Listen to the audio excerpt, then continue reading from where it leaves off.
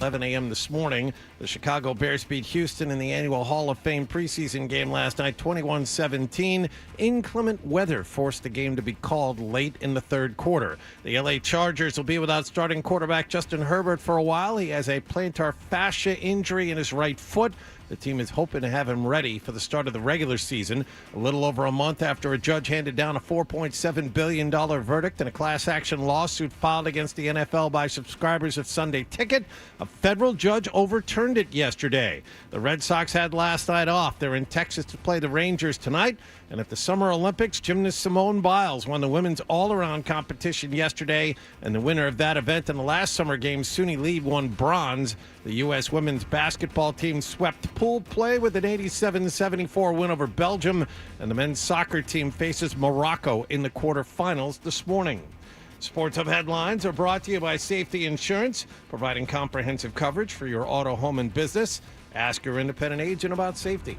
I'm John Wallach at Boston's Home for Sports, 98.5 The Sports Hub. Your next update at 6:30. This is Jaylen Brown. Jaylen Brown turns the corner. Finger roll is up and good. Scoring the foul. Listen to home of the Boston Celtics, 98.5 The Sports Hub. Fred, hello. Hello. Hello. Mm-hmm. Hello. Hello. Hello. He's naked. He has a sword. Open him up with a football. 98.5 The Hub. Bruins are back from the West Coast. Cocaine and hookers. Yes. Na na na na. Is it okay to use this for the radio? Yeah. Welcome to the show, you sweet bitch.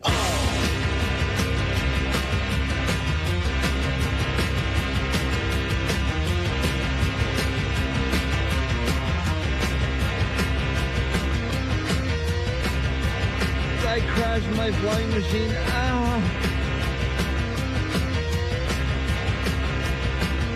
Call 911. Hey, good morning, everybody. Good morning. We are Toucher and Hardy. Town Fair Tire Studios. You can give us a call, 617-779-0985. You can watch us on the YouTube every morning. Go to 98.5 The Sports Hub. Search that on YouTube. You can know that we are brought to you by FanDuel Sportsbook. Make every moment more with FanDuel. I got, you know who reached out to me? What organization? What institution do you think has reached out to me based on recent segments? If you had to guess, there's a local institution that has reached out to me. Dan has a guess. Yes, Dan. I have a guess too. Okay, go ahead. Go ahead, Hardy. I was going to say Ashland Anger Management because it's a comprehensive outpatient program, but you can go there and visit. They've heard you recently on recent segments, and they figure, hey, let's reach out. A cold call, so to speak. They're looking for an intervention to you. They start cold calling prospective clients. Well, that's good. That's what most rehabs do. Go ahead, Daniel. Curry College. Curry College, indeed. Thank you. They want you to speak? No. They want me to come They visit. want you to teach? No. They want me to come visit the campus because they heard me making fun of Bird. Oh, Beautiful campus. It's a setup. It's a trap. Don't do it.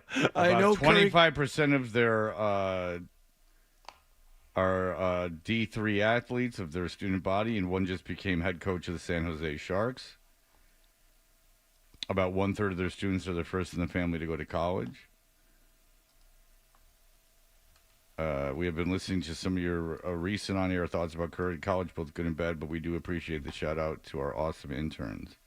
I'd like to extend an invitation for you to come visit our campus when students return later in August or sometime this fall semester. I'll take you around, and you can meet some of our students and get a better feel of our school and what we do here. About 25% of our incoming students, about 25% are D3 athletes, and one of those alums just became coach of the San Jose Sharks. So there you go. then I sent her back. I said, we'll take interns. I mean, they don't all have to be from Hofstra, like my boy Isaac. Go ahead. How about a field trip? Bird and Fred go to Curry. Oh, and have Bird take you around. There it is. That's a great idea. There Sure. it is. Sure. Once the students return. That's far more likely if we can get stuff for the show than me just going around and meeting students. Exactly. Yeah. And they're not going to know who I am. They'll know Bird. That's true. That is true. But everyone knows Bird. Everyone knows Bird. I knew about Bird. I swear to God, I knew about Bird before I met Bird, because he was in the building. And yes, I had a trainer. My trainer was friends with his brother, or his brother was friends with Bird.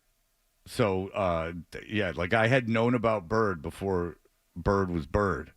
Did you know Bird worked in the building, Hardy? Doing what? He worked at Mix, right? He was on the street team at Mix. I worked with him, Yeah. upstairs on that second floor when we were in Brighton. Yeah, Bird was around. Around. He never left. Yeah. He was around, yep. Yeah. Just there. Yeah. The big story about Bird that I had heard before I met Bird is that Bird, when you go to like a bar and they'll have crappy knickknacks on the wall, like stuff, there was a plastic football helmet on the wall, and Bird put it on his head and could not get it off of his head. And it was a big scene. It was like hours of him trying to get this helmet off of his head. Remember when his car caught on fire in the parking lot? Yes. That was unfortunate. And it caught the cars on either side of him. That's right. Yeah. Who knew gas was flammable? Why if fire and gas not work? But the car wasn't running at the time. How often do you see that? But Just a car idle in a parking lot with the engine off, catch on fire. So I said to the woman from Curry College, I said, it's a beautiful campus. I mean, my son had baseball games there. It's a beautiful campus. I don't know anything about this college academically. I believe it's probably an excellent school academically. But that does not change the fact that Bird has a degree from there. TVA says, hey, you could say this timeline, but X, Y, and Z is going to happen. But that's the way you should, when you hear something that might be negative about that. That's a good way to reach out with that's someone who knows the marketing. That's someone who came out and they didn't go hard. They were like, hey, listen, here's some facts about our school. Like, we appreciate everything. Here's some facts about our school, so you know them. And hey, if you want to come out, knowing I never would, but if you want to come out, like, feel free. And I would go, what's funny is I would go to Curry College and I would meet the students if I thought any of them would know who I am. I swear to God I would. If I thought that anyone would care and that they would, the amount of grief I've given them in Bird, like, I really would go out there. It's not far from where I live. I wouldn't go to Amherst to do it, but if it's down the street, it takes me 20 minutes to get there. I'd go there and spend an hour and a half talking to students. I'm sure there are some students that listen to the show. They're in college. Like, I didn't listen to the radio when I was in college, and I can't imagine anyone's listening. I don't think they're listening to podcasts, the radio. I don't think they're. When you're in college, you're not. Especially if you live there, you're not doing. Like, you know what I'm saying? Like, the 4 years I was in college, I didn't consume mass media. Like, I didn't consume media. I don't know anything that happened, which was great. Because when I got out of college, everything was new to me. Like Seinfeld, I knew Seinfeld was on. It was on when I was in high school and stuff. But like all those 4 years of Seinfeld were right there. Like everything was. I saw like 2 movies and never in the theater. Like rented 2 movies. I didn't know anything that was going on in music, the radio. I didn't hear any morning shows. I just heard Ed Till. Does any of you know? Oh, no. Dan knows Ed Till. Who's Ed Till? From Florida. Yeah. I would hear it because when I was in the car, when I ended up having a car in college, Ed Till was on the radio. He'd have a political topic and he'd get in your face about it. Yeah, he'd run with it. He's one of these guys that's been in like 100 markets because he's been fired and everything else. Too hot to handle. He's Ed Till. Ed Till. Saying it like it is. Yeah. Oh, he's Ed Till. He's Ed Till. But I would go if I thought that anyone would care, but I don't think they would. But I would go with Bird. But I like the idea that we have with Nick better. But if this school year, I go with Bird out there. Adolfo's coming to town. Oh, that's right. I decided to put him in a hotel. Smart move. Yep. That I was wondering why you hadn't thought of that previously. Well, I had, but I thought that it might be you get caught fun. up in it. Hey, I haven't talked to you. Well, why don't you come by and stay? Part of what pushed my hand is that he's coming from a Monday to a Thursday. Oh no, you can't have a in your place. No, there's too much going on. I mean, I got yeah. kids and everything. I'm never going to be around. So Yeah. So I just, and the great thing about Adolfo is that, like, I don't have to put him in the Four Seasons or anything. You know. Yes, I can put him up by the old station in that 9/11 Best Western. Oh, that's right. Yeah, where the 9/11 guys stayed. The guys that didn't get on the plane, right? They were the guys that did not. No, those were the gentlemen the one into the World Trade Center. Yeah. I thought the plane from Boston though didn't. I think these gentlemen weren't there guys that flew to Maine and then I don't know. Back. Probably. You're probably right. But I was working that night before in the building next door. Oh, because that's creepy. But that's where Andrew WK stayed. So it's a good enough. A lot of bands would stay there. Yeah, good for Adolfo. That's where one night Robbie Roadsteamer and I were having a pre-show dinner at the McDonald's, which was right next door to that. And we walked out of the car and there was somebody standing out like on the walkway or they have like outdoor rooms for that thing. You have to like walk up the stairs, kind of like old school motel, I think. Yeah, the doors face the outside. There was somebody in the second floor though that was looking at me and Robbie, and Robbie turned around and took his shirt off and kneeled down in front of the guy, put his hands behind his head like Ed Norton in American History X. Just kneeled on the asphalt and with a big smile on his face and stared at the guy until he closed. That's great. Until he just slowly turned around and walked away. So it's a contest. Why did he do that? Stare at each other. Why did he do that? And you're going to back down. No. You want to stare at me? Let's go, Robbie. I'll get you to turn away real quick. I'll have fun with you. Go ahead. Let's go.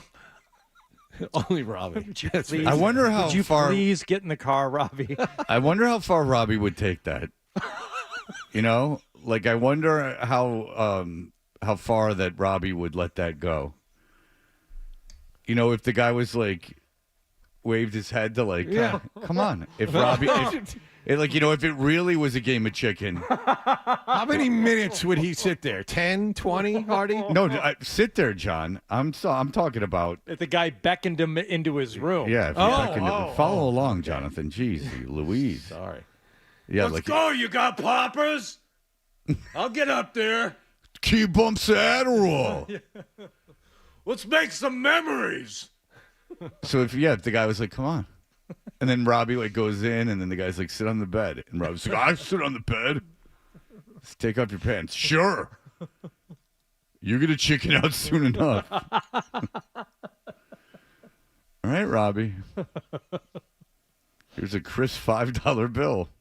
You know, this is a license to do anything I want.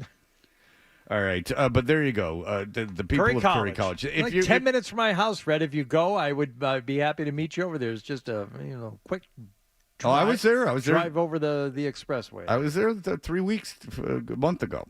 I thought it was a lovely baseball complex. I was very surprised by how good it was for D3 schools because some of those are not so great. It was good. Babson's got a good one too. Mm-hmm. Bentley's got a good one. They all got good ones. But that's the way. That's the way when you hear something that you don't like so much, I would suggest reaching out to media. Is because now Curry College just got a nice plug with the Anaheim Ducks coach or San Jose Sharks, whatever, which one it was. Sharks. I talked about how nice the campus was. I did all those things. So they win. They win. And if she would have just been like, I'm telling your bosses, then I just would have gotten angered and ignored them. See? This is the way you get things done. All right. I know that you didn't want audio of it, John, but I have I don't like something Simone Biles did. Uh-oh. Okay. All right. Yeah. What, one of them flips? Nope. Nothing on the mat. Nothing on the beam. What about the bars? She didn't do very well in the bars. She screwed up. Oh. What about the vault? I mean, that's where she shines. I mean, that's where she's rewritten the game. That's where there's these glowing articles written by people that have no idea, that are just taking everyone's word for That's it. the best. Everyone has an opinion. No one has any idea. It's a guy who's written about football for the last 20 I know. years. I Like, read all of a that. I sudden know it's- what you're talking about. Unbelievable. Yeah, like- Everyone's waxing nostalgic. Oh, she's the best ever. The first gymnastics meet you saw was 20 minutes ago. Yeah, exactly. Good for you. Yeah, exactly. All right, we'll be back in just a moment. Stay tuned for more Toucher and Hardy on the Sports Hub.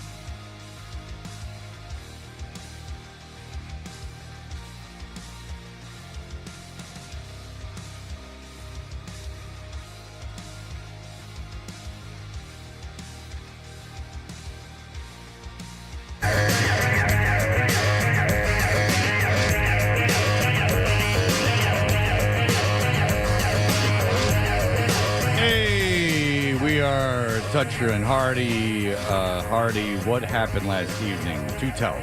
Well, I'll tell you what happened yesterday. Simone Biles is on top of the world. Gold medal in the all-around event, becoming just the third woman to earn the title multiple times, the first person ever to do it in non-consecutive games. Simone, how'd you do it, champ?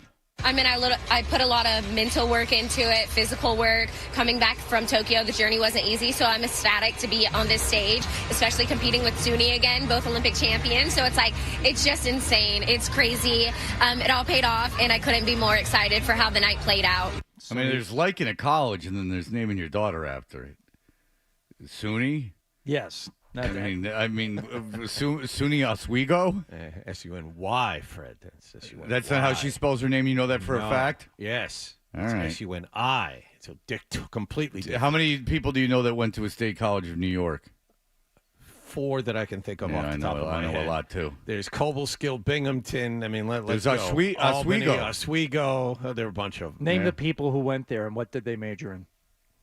Eric Mangan. He works for the Jose beverage Mangan. company. Is he related to Jose Mangan, the medal ambassador? Who? You listen to Eddie Trunk and you don't know who Jose Mangan is? No. He is their exalted leader. The medal ambassador, Jose Mangan. No, The number of times he sat down and talked with Five Finger Death Punch would blow your mind. Well, I will tell you this, if I can stray a little bit. Yesterday was day 2 of the Bon Scott Brian Johnson No, debate. it was not. Swear to God. No, he didn't I do swear it. to God. He didn't do it for multiple hours, multiple days. Well, he had to because there was a guy who saw them in 1979. Stop. Hold up. Blow up the show sheet. On the phone is a guy who saw Bon Scott. And did he see them both? Did he see both the lead singers? He saw Bon Scott, and he didn't know AC/DC, but it was someone else's show. This was something that came up a lot because did you know? Because AC/DC, I guess, couldn't headline while Bon Scott was the singer. They were playing arenas because every band played arenas. They were playing arenas with such luminaries as Ted Nugent. Yeah. But I also learned, as a side note, that Sammy Hagar, was just on tour with Michael Anthony, and it confused the audience. A woman came in and she said, I was confused going in. She didn't know what was going on. Was this going to be a Montrose show? Was this going to be a Sammy show? Was this going to be a Van Halen show? Right. But pleasantly surprised, very 5150 heavy. Mm-hmm. Then, did you know that Eddie Trunk used to have to drive down to Philadelphia to see Sammy Hagar because Sammy never really, and he'll admit this, never really had an East Coast audience. Did any of you out there, 617-779-0985, Yeah. did Sammy Hagar ever play in Boston? Did he ever play the Garden? 617-779-0985. But I learned a lot. I'm in good for Eddie Trunk. I'm infatuated with the show. I mean, you're a P1. Oh, yeah. Mm-hmm. Like, I can't believe it's on. It's so funny to me. It's like... Is it almost like an ASMR thing? No. You get a little tingle when you hear his voice? No. It's like the guys that... At North Farmington, the school I went to when I was little, I was within walking distance of my house. When I was little, the cafeteria had a mural of, like, Led Zeppelin and, like, Pink Floyd and, like, Ted Nugent, like, Hell these yeah, Hesher dude. bands. Like 13 Mile in Detroit, 12 Mile in Detroit in the 70s was like full on Hesher mullet, like jean jacket shenanigans. Like Yeah. Nugent and Seeger, they like loved it. Muscle cars. And it's just like someone gave one of those dudes a show and was just like, talk about high school. So to me, it's even older than me. Like, it's way older than me. It's like a 2 generations, but not maybe generations, but 2, like several. Eddie Trunk's 60. So there's, I'm 49. He's 11 years older than me. Like, it's like the people that when I was little were at North Farmington smoking outside my house, that they gave him a radio show and they said, talk about high school. Talk about that. Talk about that. So it's fast. It's like Crash having a show where he just talked about high school, like I would REO listen- Speedwagon. I would listen to that show. Yeah, like I can't. And then, well, here's what you work for Sirius. Here's what not lithium. You work for lithium. Here's what that channel is. It's Jim and Sam, which used to be Opie and Anthony, and I like Jim a lot, so I'll listen to that sometimes on the way home. Then it's our friend Robert Kelly, The Bonfire with Big J. Okerson, but they play it 5 times a day. Like, it's an hour show that they play like 5 times a day, and then it's Eddie Trunk for 3 hours. So it's Jim and Sam, fair enough. Then The Bonfire, which is good, but they replay it 5 times a day, and then 3 hours of Eddie Trunk. I'm questioning how much money they're spending on that station. Wait a minute. You know? You're telling me they don't go all out for programming? Well, Opie and Anthony used to be a pay-for-it station. You had to pay for it. It was a subscription station. Channel. It was a premium channel. Yeah. So, like, I'll tell you this, is that Sirius does not, I get it. I don't know why I get it. I don't pay for it. It showed up when I got my car, and it's never gone away. I don't get Howard Stern or anything like that. But I'm questioning their budget. Because, like, even that Mad Dog channel's got a bunch of losers on it, except for Mad Dog. Oh, except in DA. I like DA and Babchick, even though they're on against us. I like both of them. But the midday show, the Shine show, it's a glorious day, I'll tell you. Is DA on Mad Dog? Yes. Oh, okay. It's DA moved over about a year ago. It's the DA show featuring Mike Babchick. There's a DA show with Mike Babchick. You could tell there was a real power struggle over the name. Right. Wait a minute. I was already here. Babchick. I was already here. Yeah, exactly. You're telling me he's coming in and taking over? Yeah. I don't think so. So, not a lot of money being spent over there. So I'm looking at an image of Simone Biles right now, Fred. Is this what you have an issue with after she won the gold medal and made history in the process? Yeah, here's the quote. It's crazy that I'm in the conversation for the greatest athletes because I think that I'm just Simone Biles from Spring, Texas that just loves to flip. Simone Biles wore a diamond goat necklace, which I thought was kind of cool because I thought it was a necklace of her dog. Mm-hmm. Like, I thought she just really liked her dog, so she was going to spend a ridiculous amount of money on jewelry, and I always like it. Like, I always liked Pharrell's gold and diamond skateboard. Like, I just think it's funny when people, like, if you got a big expensive gold and diamond diamond necklace of your dog, I would think it was funny.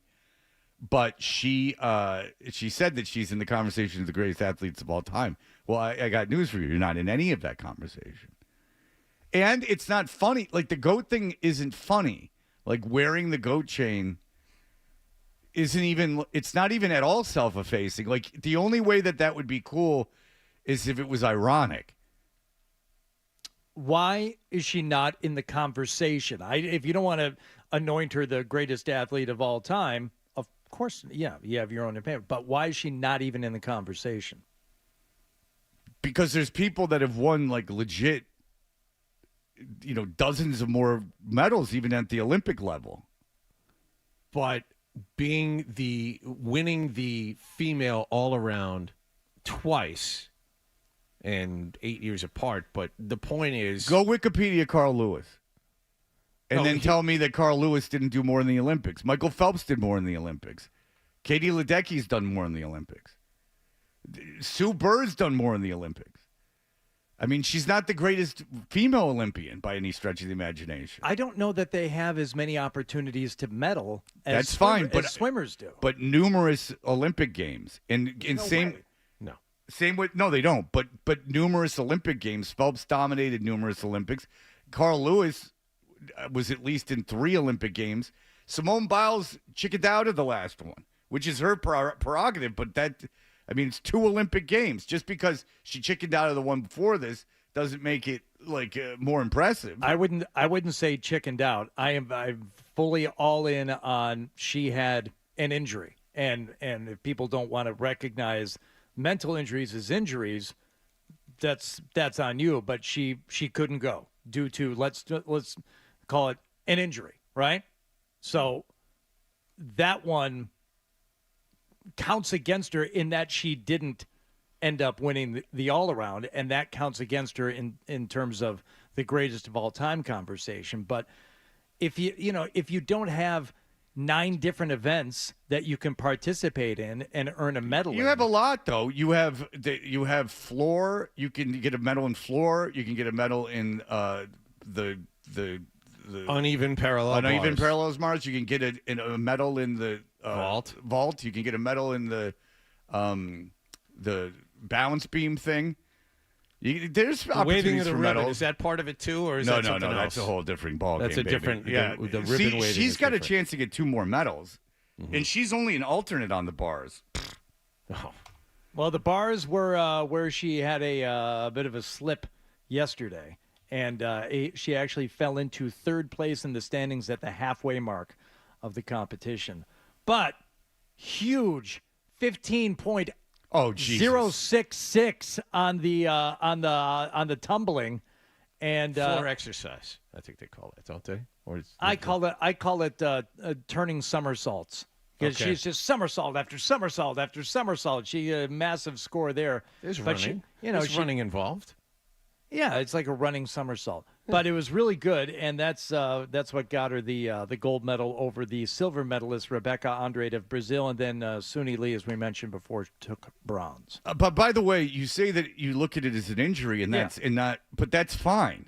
I don't care if she blew her leg out. It's still she didn't win a medal. I care that people will care that you say chickened out. So I'm just balancing that out for the show. Very good. But I mean, that would be a little unfair.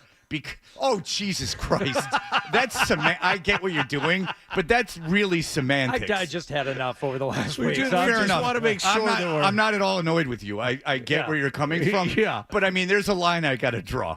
Like that's semantics. I mean, that's really a semantic argument. Yeah, she couldn't go. I don't care. But then again, I didn't wear a goat chain and say I'm one of the best that I'm in the argument as the best athlete of all time. Let me take you. First of all, Carl Lewis couldn't participate in the 1980 Olympics because of communism. Yes. He won gold in 84, gold in 88, gold in 92, and gold in 96. Yeah, but the Russians didn't participate in 84. Fair enough. So yeah, he won, but he won 4, and then he won 2 in 98. He won 2 in 92. A gold and a silver in 90. A gold in 96. Yeah, carefully for you to try and drop knowledge on track and field boy over here, because he's going to check you at every turn. Yeah, right. Well, but you better not, or he's going to get into the Mary Decker Slaney's territory, or whatever, the one who got her legs taken out. Got tripped up by Zola Budd. Yeah. Decker, that's right. That barefooted Zola Budd. Yep. She thought she was something. But at least Mary Decker took it well. I know.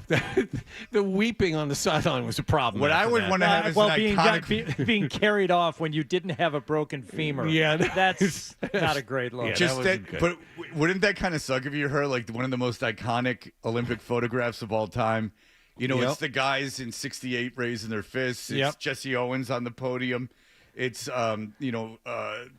Mary Lou Retton, or the Kerry Strug being held by the abusive coach, and then there's Mary Decker just weeping with a look of just abject agony, like both your kids just died. It's all go. If you haven't seen this picture, you need to go look at it. It's all out, like full on, it's screaming cry. Well, that's it. It's not even the agony. It's just the full Karen. What? I know. Seriously. What did you do? And it was when I was 9. This is before the internet and everything, and when still pictures, which even with the Trump thing, the still pictures told a better story a lot than the video did. The still pictures still have power, but this was everywhere. This was like the photo of the Olympics, and it was this woman losing her mind. So yeah, Simone Biles say she's I don't know anything about it. Say she's the greatest gymnast of all time. She's the most decorated U.S. gymnast. Fair enough. Or maybe any gymnast. Whatever. So she's the greatest gymnast of all time. You really don't need to tell people I'm in the conversation. That's what's bothering me more than anything else. But you're not. But how about what's more impressive? Sue Bird. I think this is Sue Bird's 17th Olympics. I don't think Sue Bird's in this one.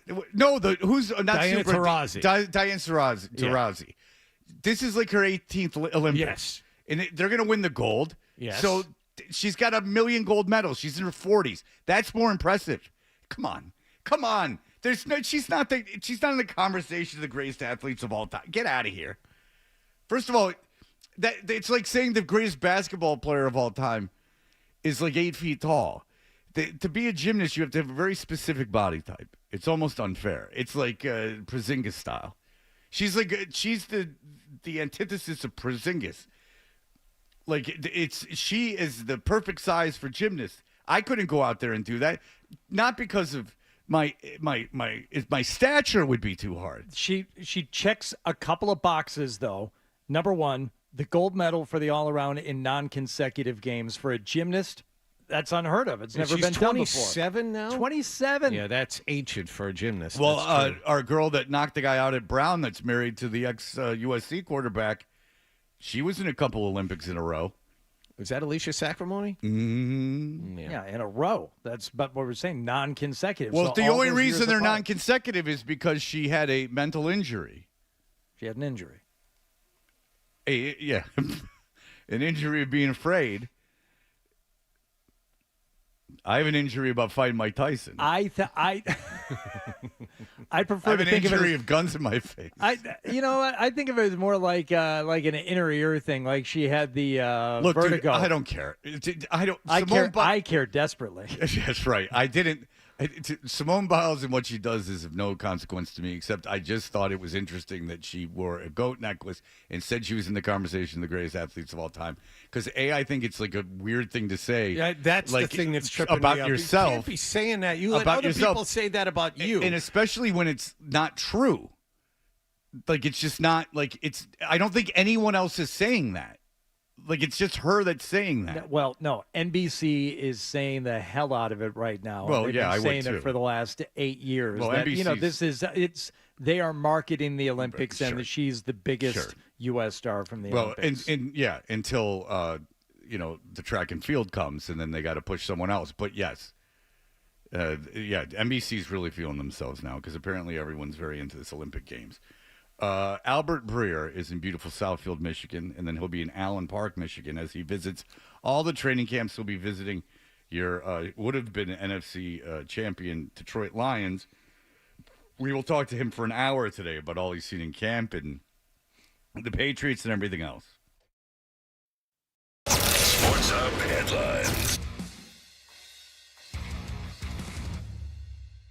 Matthew Judon, a full participant. We'll see if he goes again at 11 a.m. this morning when the pads come on. Chargers quarterback Justin Herbert out at least 2 weeks. His foot is in a boot after suffering a plantar fascia injury. They are hoping, the Chargers are, to get him back by week 1 of the regular season. The Red Sox had last night off. They visit the Texas Rangers tonight. And Simone Biles won a gold medal again in the women's all-around gymnastics competition at the Summer Olympics.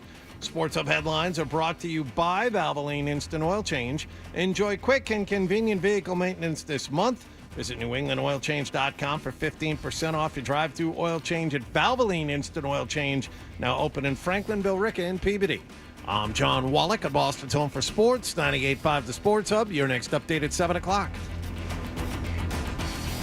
Let's talk turkey, shall we? Blah, blah, blah, blah, blah. Oh, in the sports industry.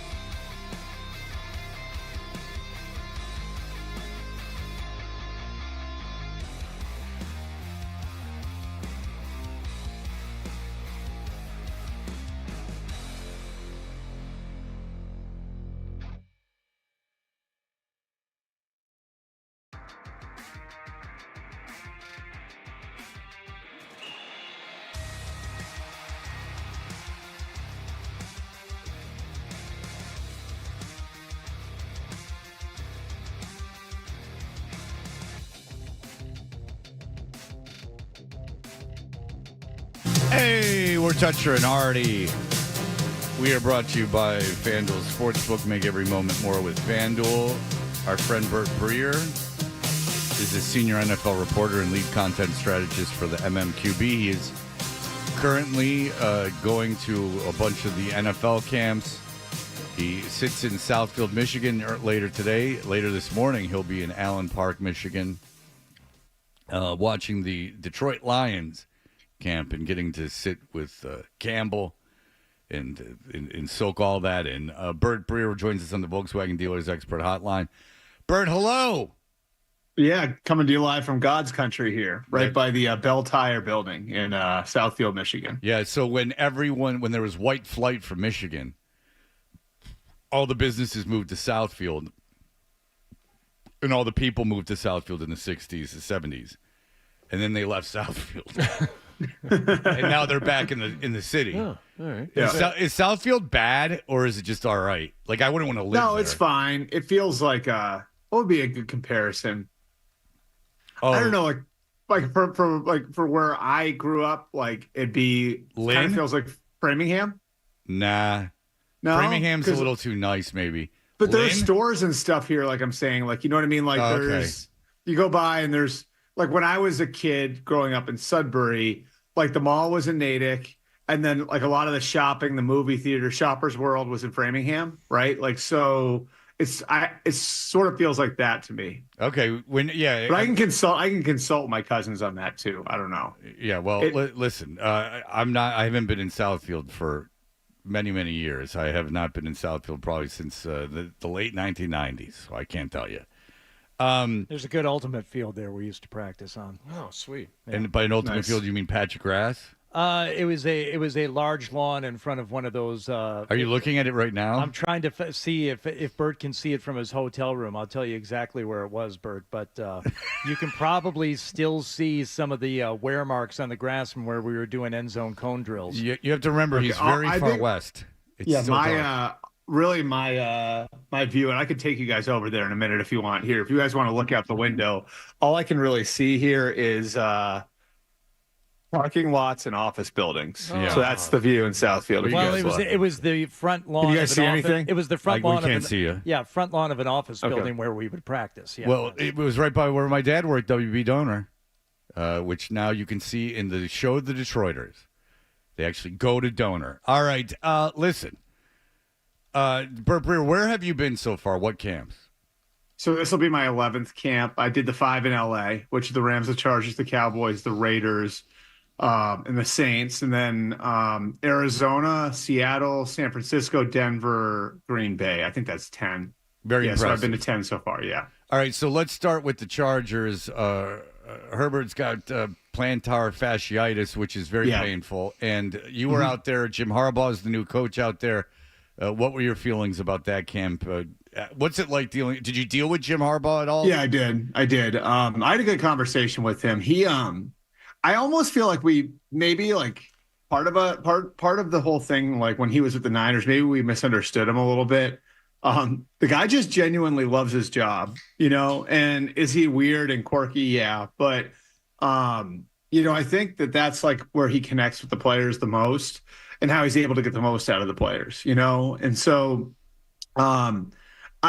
you can definitely see where he is going to build the same thing that he built everywhere else he's been. In fact, so there's a video I did up. I'm not plugging it. I'm just explaining it to you. But you there's a can video plug I did things, with Bert. You do an hour of the show. You can plug things. Go ahead. Yeah. So we did. I had like my time. Some of my time with Harbaugh is on video there, and if you guys look in the back of the video, you can see players doing do you guys know what a flip sled is? It's a relatively new thing. No, I don't. Okay, so it's basically like this big weighted sled that they flip. It's like the same concept as flipping a tire, Okay, yeah. like flipping. So after this 2-hour practice, which was pretty fast paced for the first practice of the year without pads on, right behind us in our shot, you see players doing the flip sleds. And so they're doing flip sleds for a half hour after practice. So you kind of get an idea of what they're trying to build, which is the exact same thing they built everywhere else. And honestly, I think there's something to be said for that. Like in today's NFL where every defense seems like it's geared to stop Patrick Mahomes, that you have, this team that's just built like it's 25 years ago, And I think it worked. It's worked for Jim's brother in Baltimore. It's worked to some degree here in Detroit, right, with the Lions. Just the way teams are built now, those types of teams, the Harbaugh type of team is very difficult to deal with because, quite frankly, teams aren't used to seeing it. Okay. And he talks to you like a normal human being, because I saw some footage of him talking to players when he was at Michigan, and him talking to guys, and it was very odd. And I don't even know if he knew he was being taped. He's just nuts. He doesn't seem odd to you. He just seems okay. Nuts. No, he is odd. I'm not saying he's not odd. Okay. He's definitely different. No, I'm not saying he's not odd. Maybe the best. So, maybe the best example of what it was like being out there. So, they have this beautiful new facility that they just opened, the Chargers. Right, it's right by the airport in LA. I think it was $250 million for them to build it, and so Tanel Segundo, and the first day of camp, they do this big ribbon cutting ceremony, right? Like, so they bring out the mayor, the fire chief, the police chief, like all of these people from the city. And so first day camp, Jim's walking out of the building with a guy from the Chargers I know. And so, the guys explained to him, like, who the people are. It's like, okay, like, so you're going to go over there, you're going to talk to the mayor, you're going to talk to the police chief, you're going to talk to the fire chief. Just, they're really excited to meet. It's just, make a little conversation with them, whatever. And then they're going to do the ribbon cutting, the photo op, and that'll be that. And Jim looks at the guy and says, you want me to bring the whole team over? And he's like, no, Jim, you don't really need to do that. Don't worry about it. So then Jim goes over and he talks to all those people. And then they get ready for the photo op where they're putting up the ribbon, or they're pulling up the ribbon. And all of a sudden you hear 4 loud whistles. And Jim is just like waving everybody over like he's waving somebody home from third base, right? And before you know it, there are 90 football players in this photo op with the mayor and all these other people who are stunned by it. I brought it up to somebody else who knows him really well on my camp trip a couple days later, and he goes, "Yep, that's Jim. You give him a choice between A and B, and he's going to choose F." So definitely a little bit of a different look at that camp. George Allen was a great NFL coach, but he couldn't work with ownership. He was always combative with ownership. He would, for someone who was successful as he would get fired. And Art Modell was talking about George Allen. He said he just couldn't. He was a brilliant mind, but he just couldn't cooperate. Is that what you see with Jim Harbaugh? Kind of is the same thing. He's a great coach, but there's something about him. This is going to be really interesting because he did clash with his AD, some at Michigan, right? And obviously there's the clash with ownership at San Francisco. I think the problem in both those places is that maybe he didn't have things set up quite the way that he wanted them to be set up. Like in San Francisco, he inherited the general manager. He inherited the front office. Like those people weren't really from, his, family tree, so to speak. Michigan, same thing. Like you're inheriting a lot of, big money donors, the AD, all of these people that you really has sort of had a shotgun marriage with, right? Like the difference with the Chargers is that they basically let him bring in whoever he wanted. So the GM is this guy, Joe Ortiz, who is from Baltimore, was the number 2 guy under the general manager in Baltimore that Jim knows through John. And then that GM built out the scouting department with more people who have Baltimore background, and the coaching staff is all his. And so he brought in the strength coach. The strength coach came with him from Michigan. So I would just say, because there's less of that shotgun marriage element, way less of it than there was at either San Francisco or Michigan, maybe this has a better chance to work long term. And he's also older, so I think the lessons of what's happened the last couple of times probably serve him too. All right, and out of those West Coast teams, do you see a difference in the camps? Yeah, you do. Camps are more physical now than they have in the last few years. I think all the stuff about sports science That swung back around. Like, you know, you had a point where like teams were practicing for like 75 minutes. Yeah. You know what I mean? Like, and I think like there are a lot of coaches who felt like the athletic training staff got too much control of things. And like maybe the GPS data and all the tracking of it had gotten out of control to the point where it was costing teams during the season. In fact, you know, I was up in conversation with someone in Denver about this, and they have a really difficult training camp with Sean Payton, right? He runs things in like a very Bill Parcells type of way. 2.5-hour practice when I was there with gassers at the end of it. He what the guys there told me was, and I talked to Sean about this too, was like last year, like a couple of years ago when they did things that way, they led the league in injury time missed, right? And then last year, after having a much more difficult camp, they had much fewer injuries. You know, now you might lose a guy or two in camp because of it, but you're going to be better off long term because of it. And if you look like all this stuff really relates back to who's winning. Look at the 4 teams that were the Final Four: Baltimore with John Harbaugh, Kansas City with Andy Reid. Andy Reid runs a really difficult camp. Detroit with Dan Campbell, and then San Francisco with Kyle Shanahan. Like those teams, I would say, for those who don't know, those teams all hit a lot in camp. Those teams all have 2.5-hour practices in camp. And so I think some of that stuff has swung back around. And then, you know, like I guess as far as my impressions from the West Coast. Let's save those because we have to break. And I'll tell you that this is swinging. If it is swinging back to contact, even players, ex-players we've talked to have said that you have to get hit. You know what I'm saying, though? Like, yeah, it's no, like, I definitely know what you're saying. They feel like these teams feel like people see it as dangerous because they might lose 2 or 3 or 4 players in camp.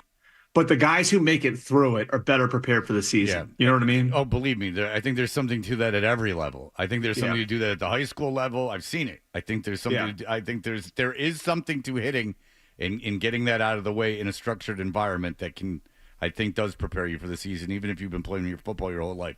All right, Albert Breer's with us, so we'll be right back. You're listening to Toucher and Hardy.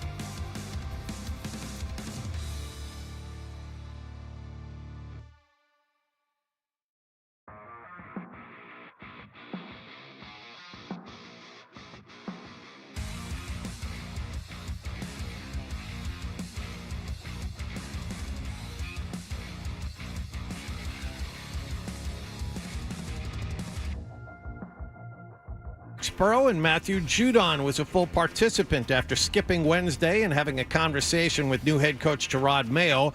Devon Godchow has his new deal, and he hopes to continue on with Judon. Yeah, he's finally smiling now.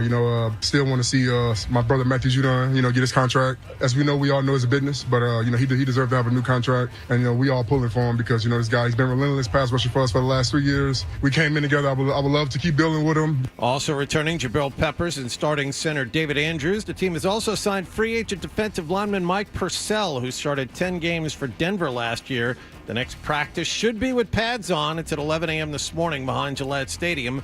The Chicago Bears beat Houston in the annual Hall of Fame preseason game last night, 21-17. Heavy rain forced the game to be called in the third quarter. The LA Chargers will be without starting quarterback Justin Herbert. He has a plantar fascia injury in his right foot.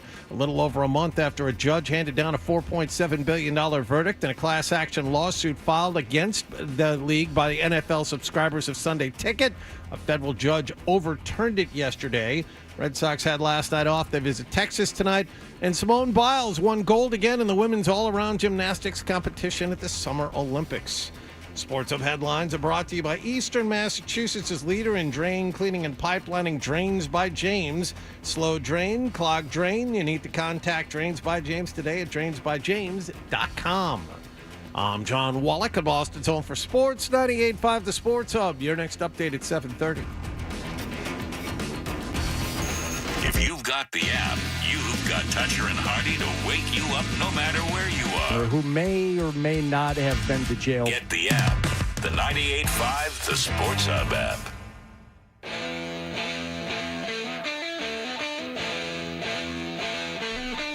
You guys want to hear something weird? Sure. We are Toucher and Hardy, brought to you by FanDuel Sportsbook. Make every moment more with FanDuel. You can watch us on YouTube.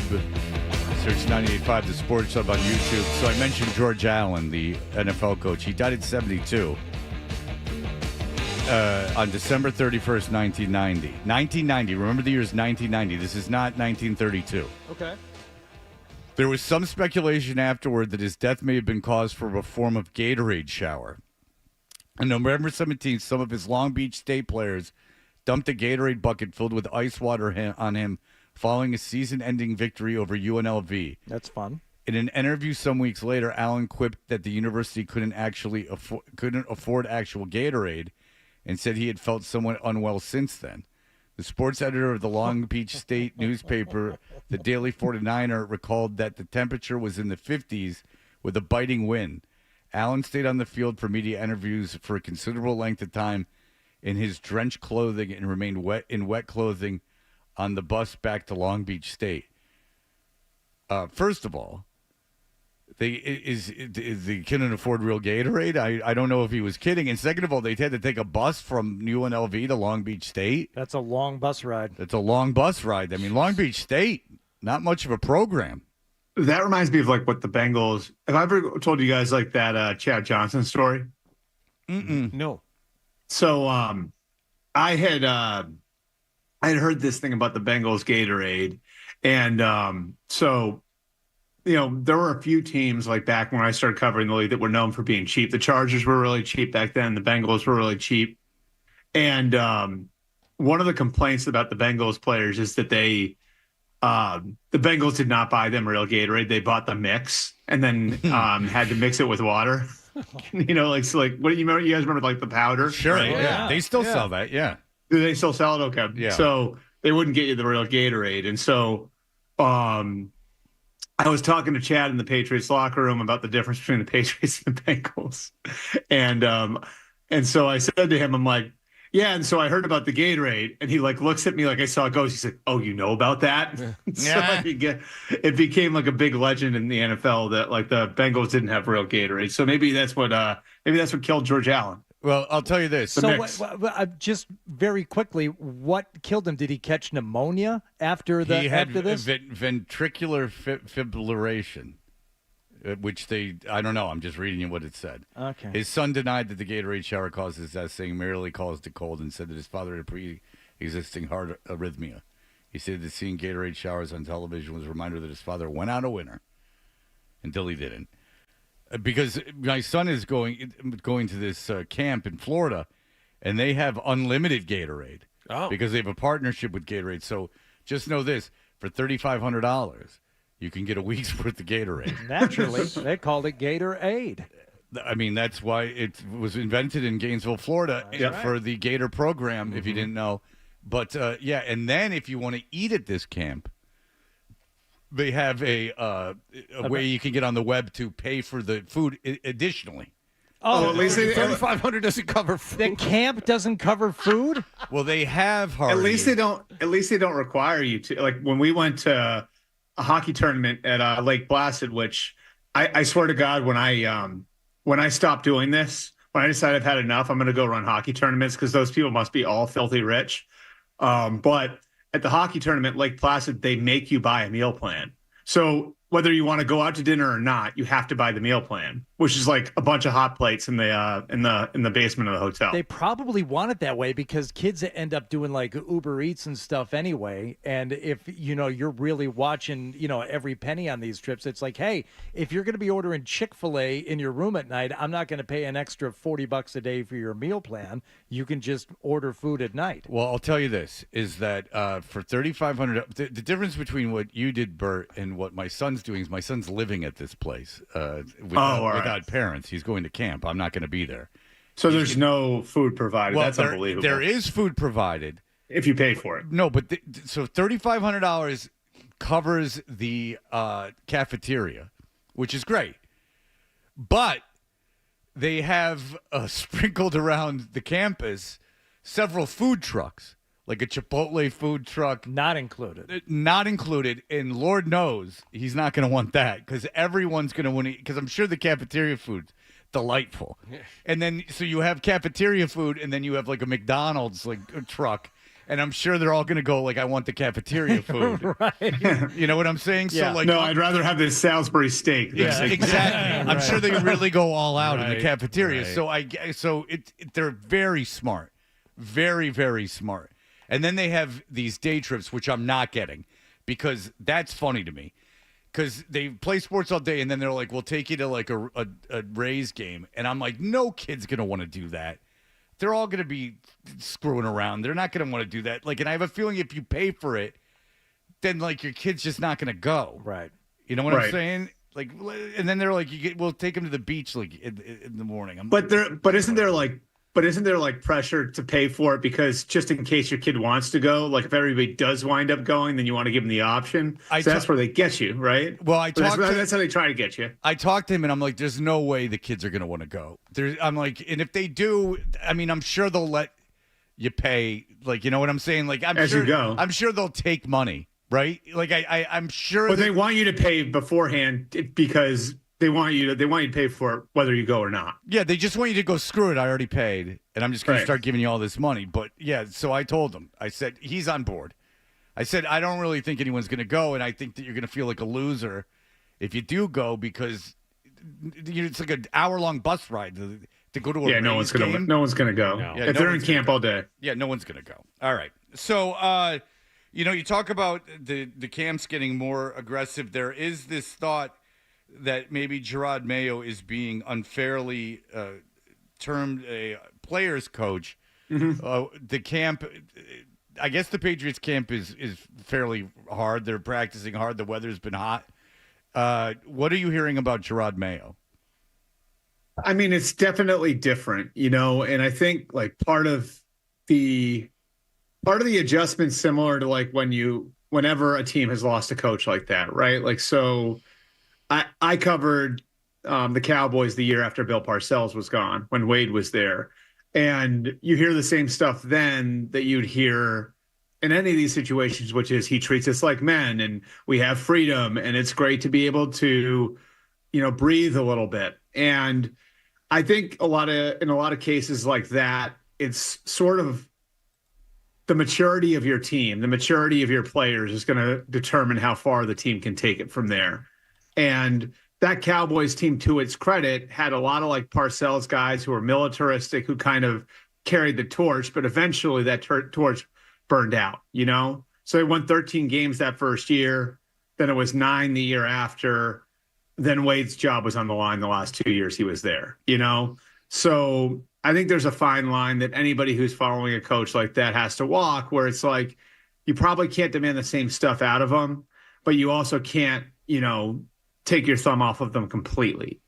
And like that's one of the challenges. I think like with the contract stuff, like that's been a real challenge, because I'll tell you this, like one thing that inflamed that situation to some degree with Matthew Judon and Devon Godchow was Christian Barmore getting paid. Yeah. Because I know this, like Judon and Godchow believe that they were better players over the last couple of years than Barmore was. Now, whether you agree with that or not, doesn't matter. That's what they thought. We're more consistent. We're more dependable. And now the team's gone in and hasn't taken care of us, and they're paying this guy 3 times what they're paying us. And that's why, like, for example, like that's why Bill would never pay a receiver more than he paid Julian Edelman when he was on the team. That's why Bill would never pay a safety more than he paid Devin McCourty. There was an order to all of that stuff and an order in which he paid guys.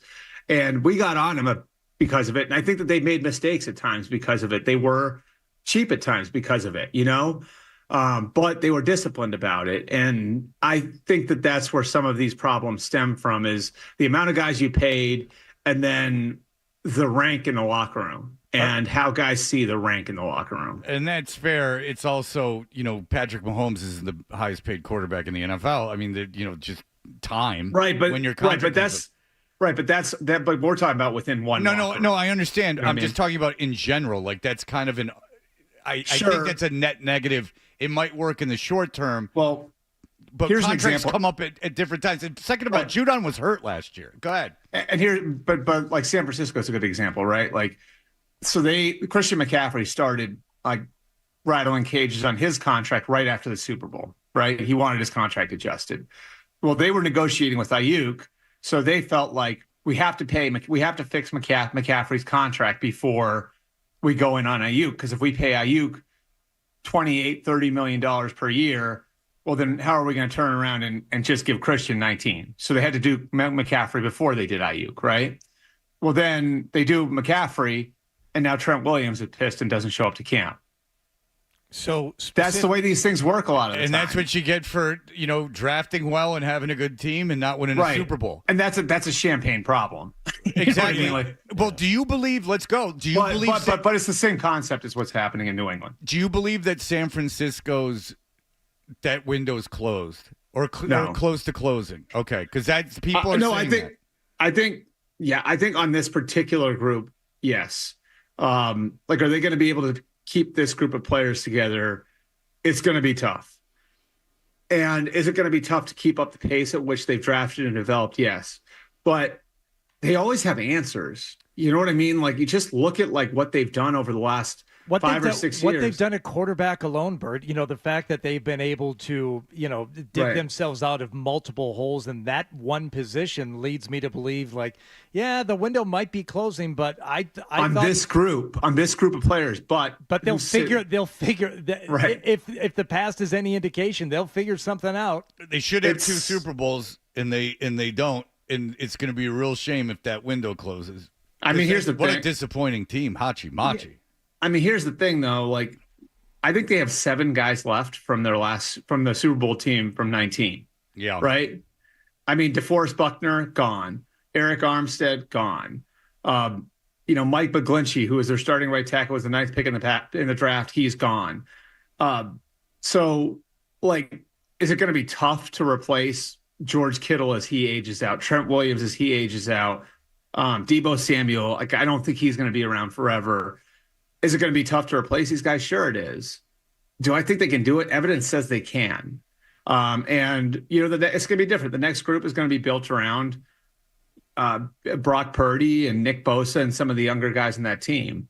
But I mean, they've done such a good job building and developing players, and I think they have one of the 5 best coaches in the NFL. So I think they'll be fine. But I would agree, yes, that there's a lot of pressure on this particular group, because I don't know how many more swings this particular group of players gets at it. All right, Albert Breer from the MMQB is with us. He's going to be with us for one more segment before he heads out to Allen Park. We'll be right back with him.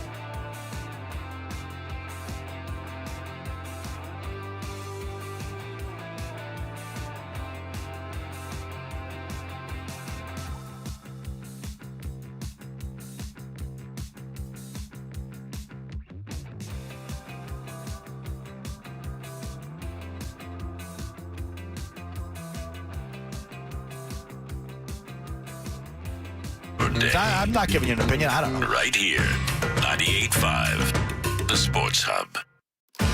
Now, more Tuncher and Hardy on the Sports Hub.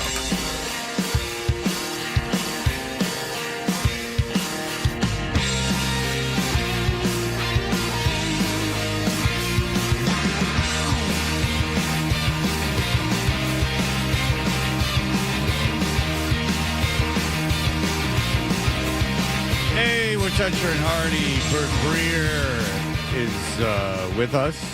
It's an exciting time to be Bert Breer. Is he on the phone?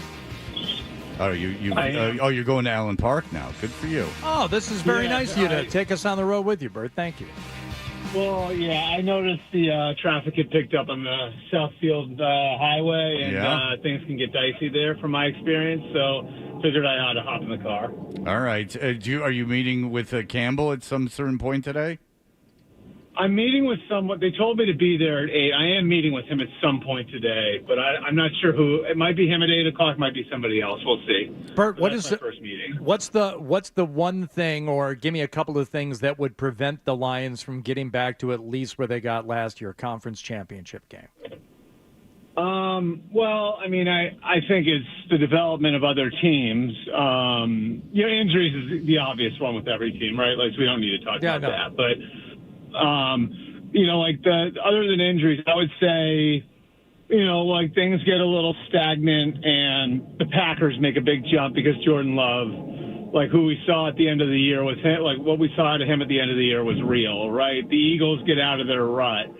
San Francisco, the Rams, I think the Rams are going to be really good and their young talent takes another step. So, I think they'll be, if they're healthy, I think their baseline is they get in the playoffs. What might prevent them from getting back to, a conference championship game that level would be, if they stub their toe a couple times and, maybe the Packers are able to pass them in the division.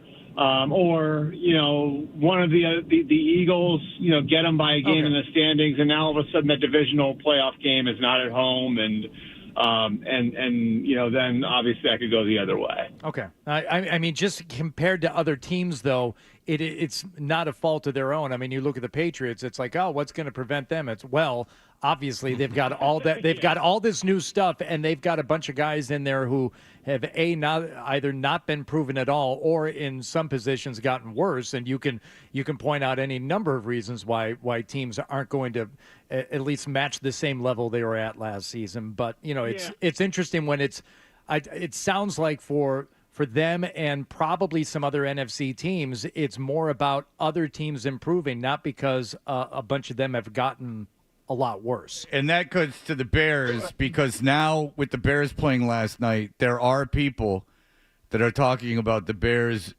I heard it this morning, Bears being a Super Bowl contender with Caleb Williams because of the receiving core and the offensive talent on this team. Just going into the Hall of Fame game last night, I know Caleb Williams didn't play, C.J. Stroud didn't play, none of the starters played.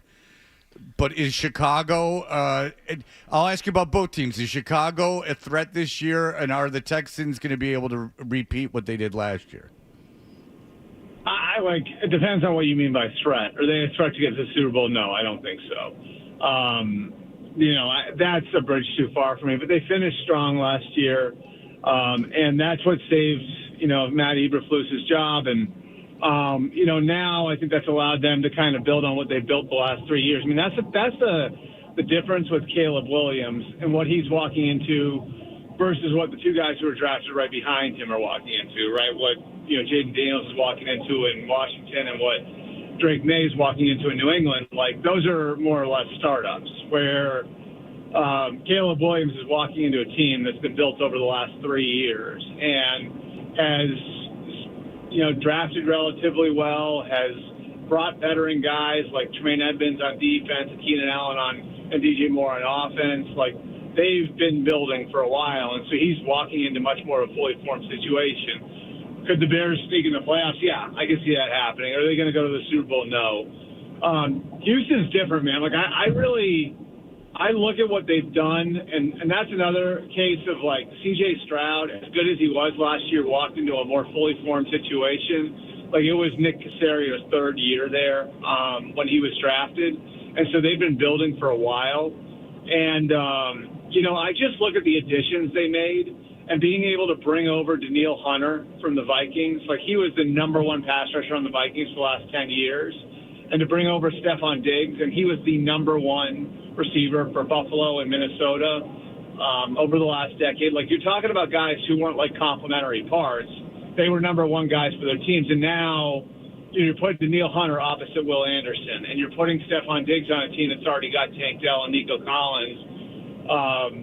I think they've done a really nice job of taking advantage of being in that rookie contract window with their quarterback. And because he was so good so fast, they're able to, look now and say over the next 2 or 3 years, we can be really aggressive in how we build the team out, and we're going to have a shot to make a real run at it. So am I going to pick Houston to go to the Super Bowl? I won't, but it wouldn't shock me because I sort of see them as being similar to where Kansas City was, coming out of Mahomes' MVP season, where you've got a good young quarterback who's already playing at an exceedingly high level, and now you're starting to take advantage of it with how you're building your team. Fred was just talking about the game itself last night. Last night was the first time we all got a chance to look at the major rule change, the kickoff, which is really, really strange. You've been to a bunch of teams. How are head coaches preparing themselves? It all looks really strange to me. Yeah, so Sean Payton said to me the other day that it's the biggest change that he's seen in, his 30 years in the NFL, which tells you how coaches are kind of digesting this right now. I think at least on the front end, teams that have joint practices scheduled are going to be in an advantage because they're going to be able to test out their strategies and test out different tricks that they're going to try and all of that stuff in a competitive situation against another team without it having to go on tape, right? Like, because all the preseason games, all that stuff's on tape. So, I think there's a lot of trepidation over what this is going to look like for the first 3, 4, 5, 6 weeks. And you guys have heard this stuff, right? Like, will teams be putting more significant players back there, right? Like with the Dolphins, put Tyreek Hill back there because maybe kickoffs become a bigger part of the game again, right? I don't think that's going to happen right away. I think in the beginning there's going to be a lot of dipping your toe in the water and let's try this, let's try that. And I think for the first 4, 5, 6 weeks of the regular season, there's going to be a lot of experimentation and a lot of just seeing how it goes. And then, I think as we get to the back end of the season, you might see teams get more aggressive, both strategically and what they do with their personnel on kickoffs. Is it going to be fun?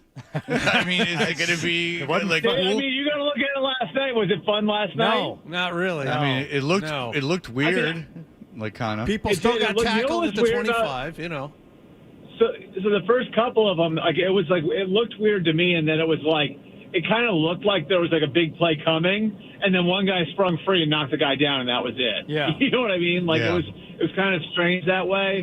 What a lot of coaches have told me too is that they think it's going to set up a run play because everybody's in such close quarters there. The return team and the coverage team, they're in such close quarters that the blocking schemes and the way it sets up is going to be sort of like a run play.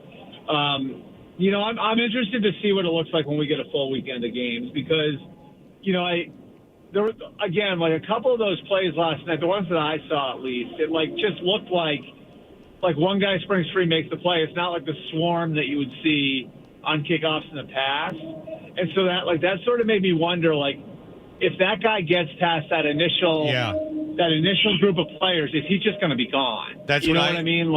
Yeah, that's what I thought. It's if you break through the line, it's if a team is in a goal line and you fourth and short, and you runs bust 40 through, yards for a and touchdown. then there's no one back there to stop you. Right. So that's sort of what I was wondering, and so I'm interested. You'd assume with 16 games, next weekend, that we'll get a little bit of that. We'll get to see a little bit of that. So that's something we didn't really see as much last night that I'm interested to see. When we do get a full weekend of games. Did the Bears not play Caleb Williams because of him getting hurt, or did they not play Caleb Williams because it's so early in the process and he was going to be on national television? They didn't play Caleb Williams. See, I think more often with that particular game, it's not as much about the quarterback and whether or not you want him out there as it is who you're going to put him out there with, And there are levels to these preseason games, and generally that Hall of Fame game is not part of how you schedule out your summer because only 2 teams play it every summer. And so you're not going to put your veterans out there because that's not how you typically ramp them up. So do you want Caleb Williams out there with a backup offensive line? Do you want Caleb Williams out there with a bunch of defensive linemen on the other side who are trying to make a team, you know? I think, you know, when you get in these preseason games, this is why coaches work together and, like, how this is why we're putting this group of players out. This is when we're going to put this group of players out there. Then we're going to pull our starters. They work together with each other on that stuff because when the starters are out there, those guys know to take care of each other. You know what I mean? Like, those guys, if you're a guy who's, like, the starting right tackle or the starting inside linebacker, like, there is a little bit of a code where those guys all know, like, hey, we're all going to be there in September and October, so, like, let's help each other get there. Doesn't mean they're not playing hard, but just there's a way you take care of each other. Whereas when you get deeper in the games and it's just guys trying to make the team, that doesn't exist as much. So do you want to put your starting quarterback out there in that environment behind backup offensive linemen where you don't know what's going to happen? That's more of the problem. It's not that they don't want to get Caleb Williams the reps. It's who he was going to be out there with if they played him last night. We used to talk to Mike Flynn about the center for the Ravens who used to work here, and a great guy, about how one of the rookie guards was trying hard and got Williams, Ted Washington, all fired up, and then everyone in the huddle was like, "What the hell's wrong with you?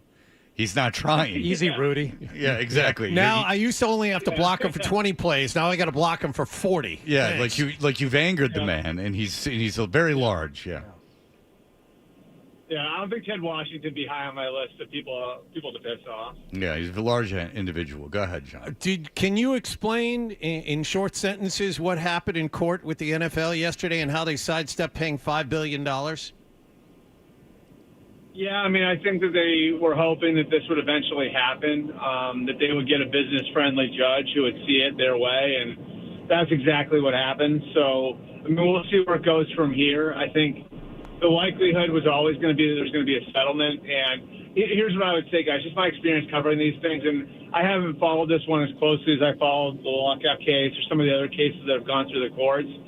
But, you know, one thing I have learned about the courts is they don't want to be the ones that are ruling on these things. They would rather have the sides get together and settle it on their own. And so, you know, I think with the jury going one way and the judge going the other, you know, my guess would be a big part of that is to try to get the sides to settle this thing on their own so it doesn't have to regress to the higher courts. All right. And very quickly, you don't have to say who, but because I know it would damage your ability to get access, but has there been any camp that you were like, oh my God, like this is no good? Like a team that looks like a bleep show? Yes. Oh, I don't think I haven't been to I guess the only bad team that I was with was Arizona. Like the team that was bad last year. And, Denver is going to be rebuilding. And Denver is going to be really, really young, and so will it look ugly early with Denver? Yeah, I think Denver's they're in a tough spot because they've offloaded a lot of talent. They're sort of starting over with a young group of players. And so it's going to take some time for Denver. I know Sean really likes his young core, but I think it's going to take some time and it could be ugly early on. I mentioned the Cardinals, but they feel really good about they've had 24 draft picks over the last 2 years. So a lot's going to ride on how those young players play. But there was no team that I looked at and said, yeah, they're in disarray. I haven't seen that yet, at least. All right. Well, that's a shame. All right. So, well, Bert, safe travels to Allen Park. And how many more camps after this? Well, so I'm going to be at 17 when I get back next Thursday, and then I'll do trips after that out to individual camps. Once the preseason games start, things slow down a little bit, but yeah, it'll be 17 camps in 17 days when I get home, and I usually try to get to about 25. Wow. All right, there you go. Albert Breer working hard. You're driving camp to camp? Did you drive from Green Bay to Detroit? I flew everywhere until now. So I flew. They had the 5 camps in LA, so that was sort of cheating it a little bit. But now I will drive. I'm driving Detroit to Chicago. I flew from Green Bay here, and then I drive Detroit to Chicago, Chicago to Indy, Indy to Cincinnati, Cincinnati to Cleveland, then I fly to Kansas City. Oh, and then Minnesota after that, Well, that's and then home. It's like a Pollock painting of MapQuest. I mean, that is a very geographically odd way. I know it's all based on the team's days off, which screws everything up because you don't want to be in a city when a team has a day off. So normally I can do it where I can kind of like game it out and like do the entire Midwest and drive every one of them. But this year the days off just didn't match up. So I actually like the driving part of it. It's, all these cities in the Midwest, as you guys know, are like 3 or 4 hours apart. And, the peace and quiet of being in the car for 3 or 4 hours isn't so bad. Well, don't fall asleep and veer off the road and die.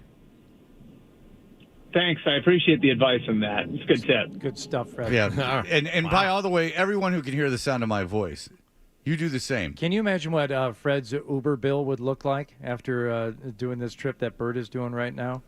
I will say I did drive from Milwaukee to Green Bay, like the other night, and that was a little touch and go because I got delayed from Denver. And if you've ever driven Milwaukee to Green Bay, which I'm assuming not a lot of people have, it's a very dark drive with not very well lit highways. Yeah. So be so careful. I mean, really do. And by the way, if you would have seen me in this rental car in Charleston, I was all over that place. I was all over when I took my daughter to Hilton Head. Savannah to Hilton Head, and Hilton Head to Charleston. I've heard. Don't worry about me. I've heard Charleston's beautiful. It's the Southfield, Michigan of the South. Well, I'll tell you, Charleston. If you stay at a baseball complex 6 hours a day, it's a pretty nice place to be. And then if you're staying at a Hyatt in the suburbs, it's fantastic. All right, Bert. I'm telling you, Fred. Me and you and Hardy and Watt, we got to go into business like running youth tournaments. Like that's where the money is. I think hockey's a much bigger money maker than this particular baseball tournament. It didn't seem like there was a lot going on, but it was a nice facility. But what are you going to do? All right, Bert, thank you so much. What? All right, thanks, guys. All right, take it easy. Bert. All right, you can. That was enough. That was Jesus Christ.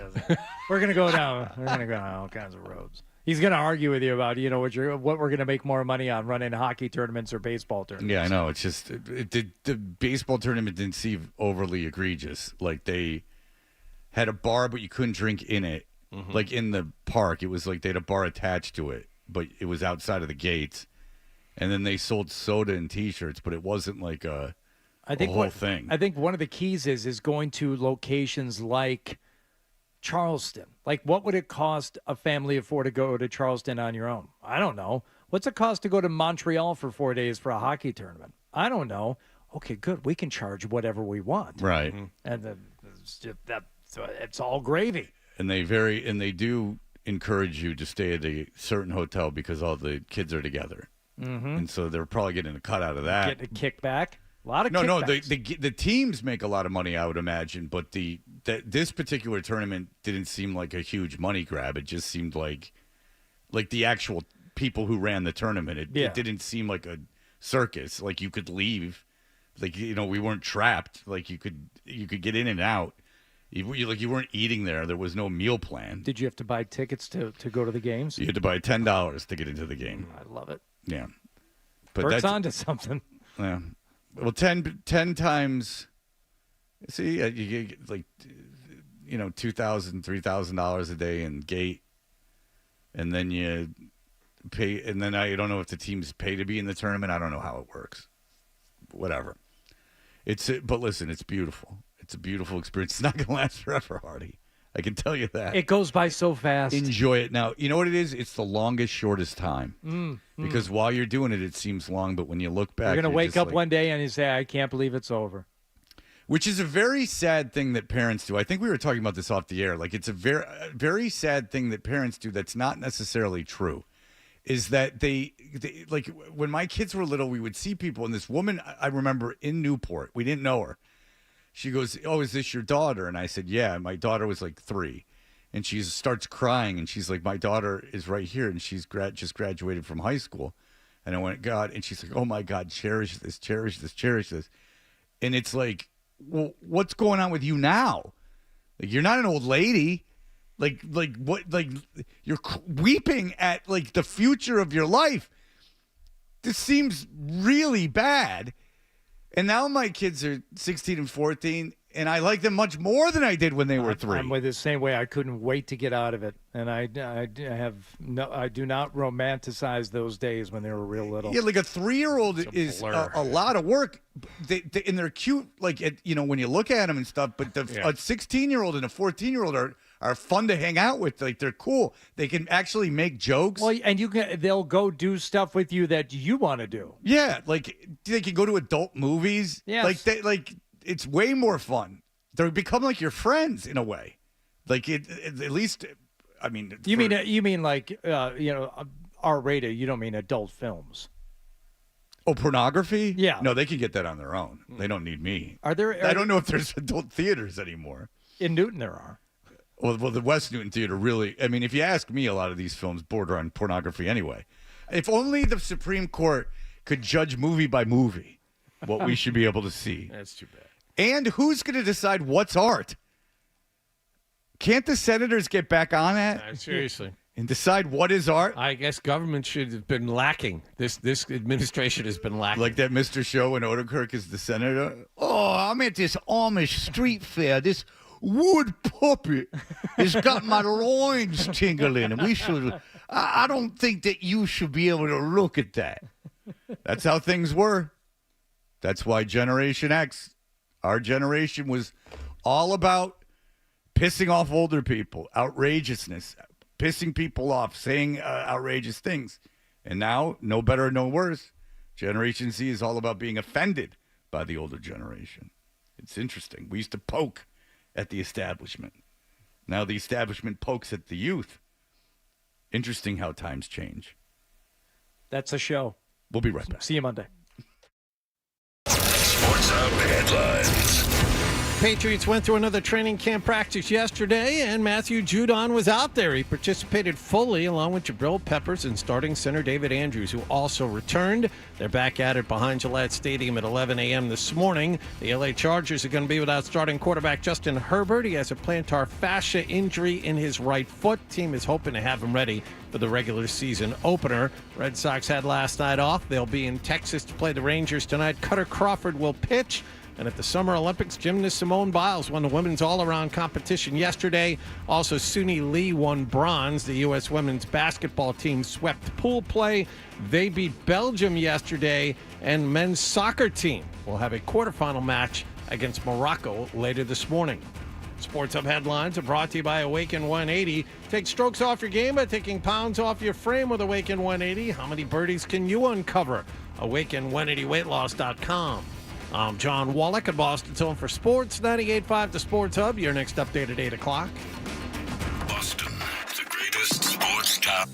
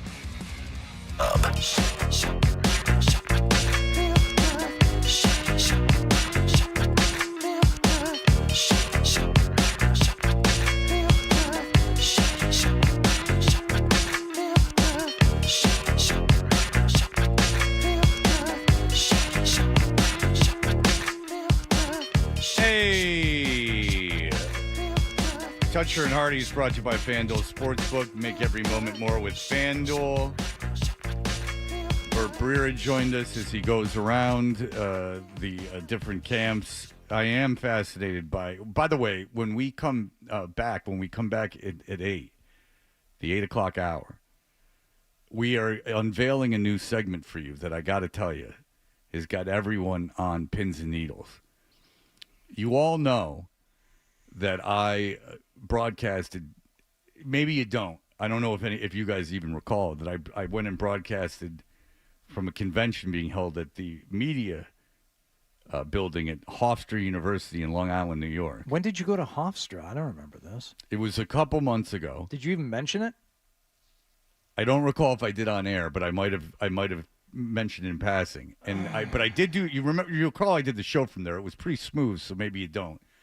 But I did the show from Hofstra, and as I did the show, I had a group of young men, women, and there might have been a woman, but I don't see gender. There was a group of young students, let's just say, surrounding me, and it got bigger and bigger and bigger as the show went on, as you could tell that a call was that you got to get in here, you got to see this guy operate. Now there were other shows going on, no students. None.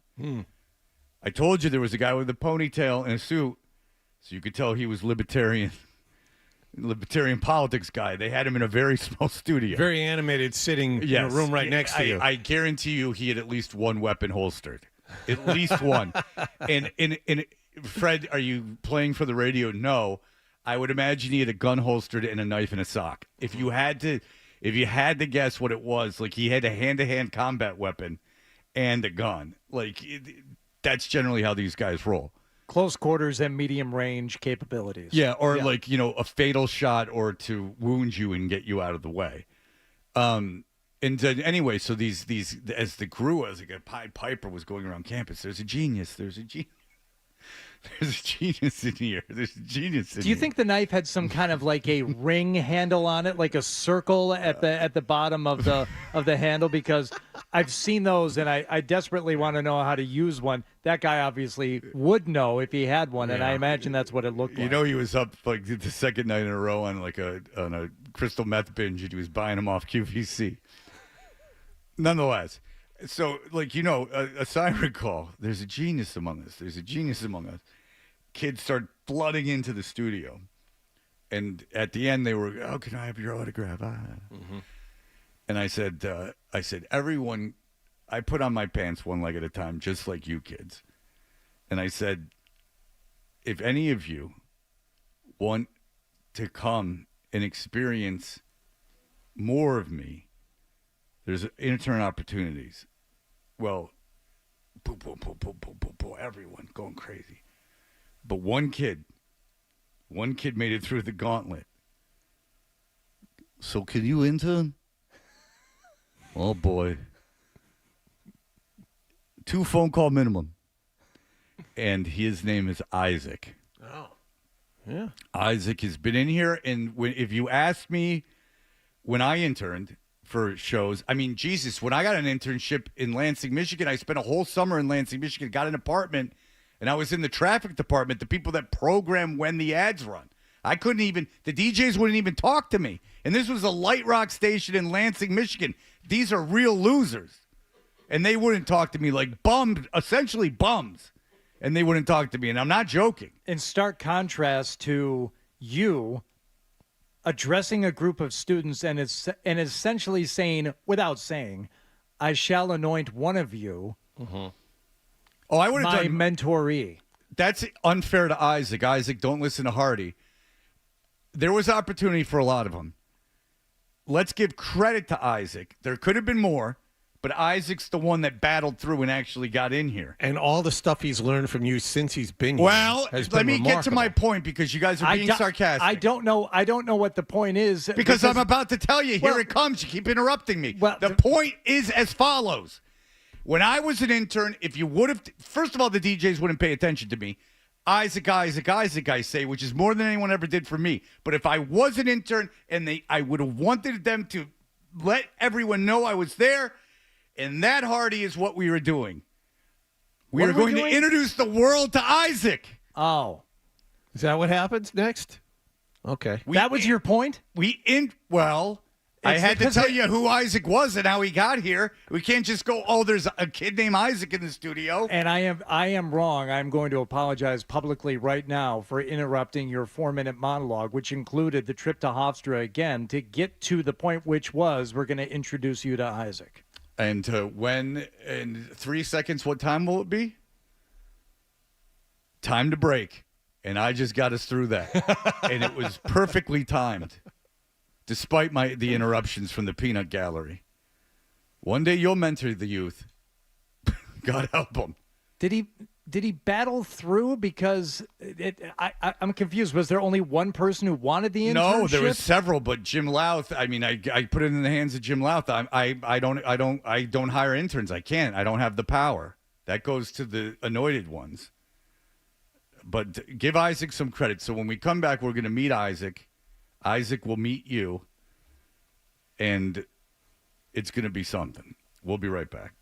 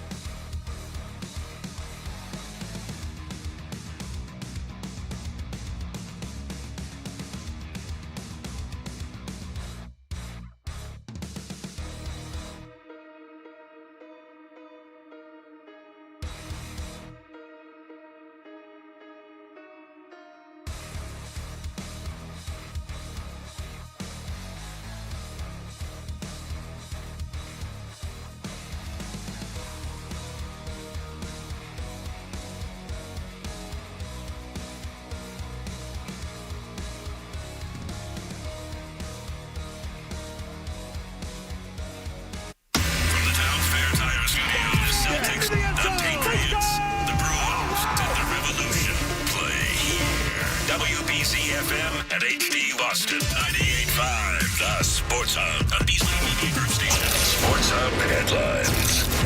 Patriots had some people come back to practice yesterday as training camp continued in Foxborough. The biggest story, Matthew Judon, who wasn't at the facility on Wednesday but participated fully yesterday. Jabril Peppers and starting center David Andrews, who are also out there. The team will go again at 11 a.m. this morning.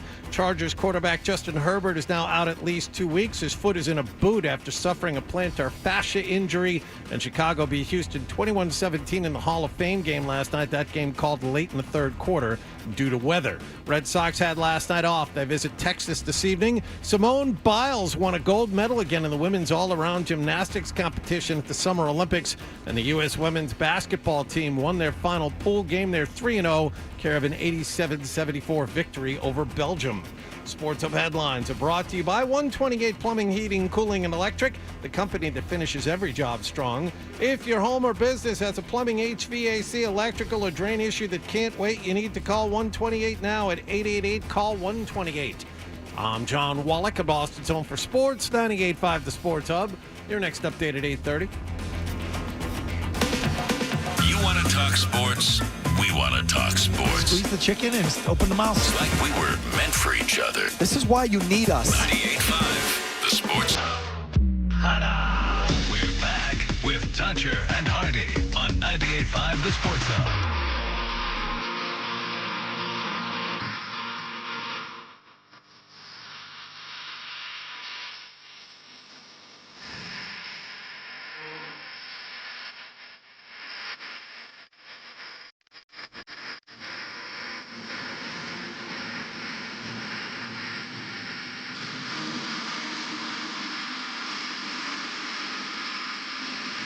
Hey, we're Toucher and Hardy.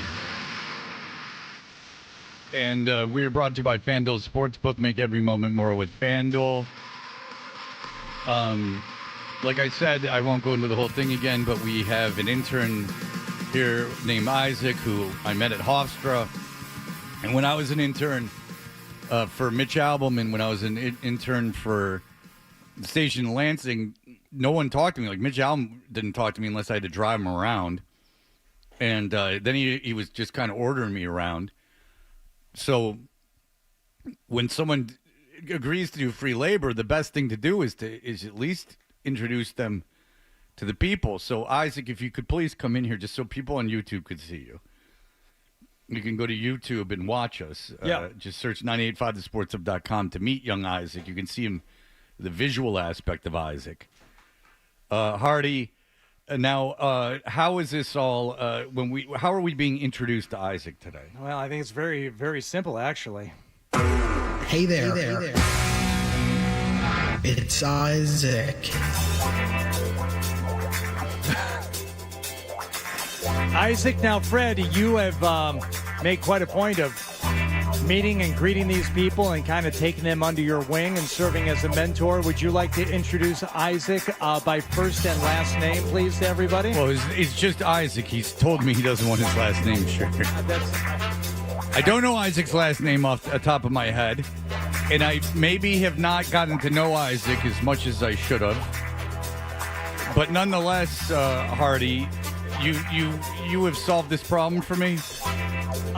Yeah. I think Isaac could probably introduce himself, too. Do you want Isaac on the mic during this? Keep the mic open. Okay. No pressure, Isaac. No pressure. Isaac, would you like to introduce yourself to everybody who has not yet met you here on the show?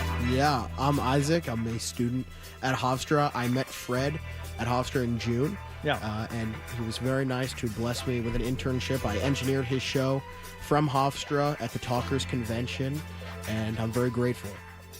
Yeah, a lot of right-wing nut jobs at that thing. What is your last name, Isaac, please? Isaac Brendel. How about that, Fred? Write that one down. Isaac's my guy. All right. So I asked Isaac a few questions, and he was kind enough to record his answers. We didn't necessarily want to put him under the pressure of being live on the radio, so instead we have just a couple of different questions that I asked of Isaac here. Isaac! Hi. Isaac Brendel. I asked him just right off the bat, not to bury the lead, what it is that he has learned from you, Fred Toucher.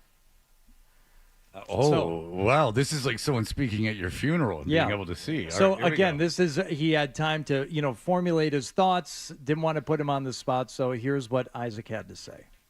I grew up listening to Fred, so now to have him as a mentor and intern on his show is a true honor. I met Fred at the Talkers Convention at Hofstra University on June 7th. Fred was there. He was mentoring all throughout the 4 hours, and then he did what he called on the air that day a fireside chat afterwards.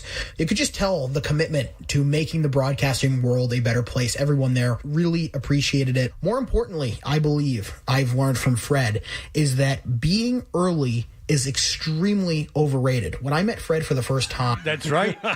That's right. Scale back on the work ethic. And you followed through. Yeah. I said, don't try so hard. Keep it nice and neutral. Let's not start setting standards.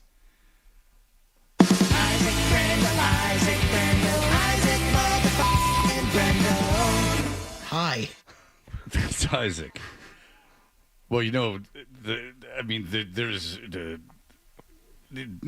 to get in that early. No. Isaac. Don't worry about it. That's what he's learned so far.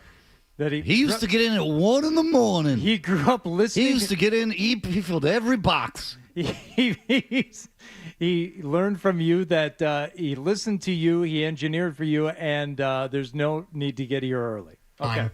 All right. Well, listen, Isaac, I'm glad you listened. You heard that. You're in my commitment to the broadcasting I think he's just industry. witnessed it. Yeah. I get here when I'm supposed to get here. Don't worry. He grew up listening to you, Fred. That's I know, great. That's the sad part. Grew up listening to you. And look at how he turned out. He goes to Hofstra. Everyone's so concerned about me. For the 6 o'clock show, I showed up at 4:45. Hachi machi, Isaac. That's completely unnecessary. Let's not. Oh, my God.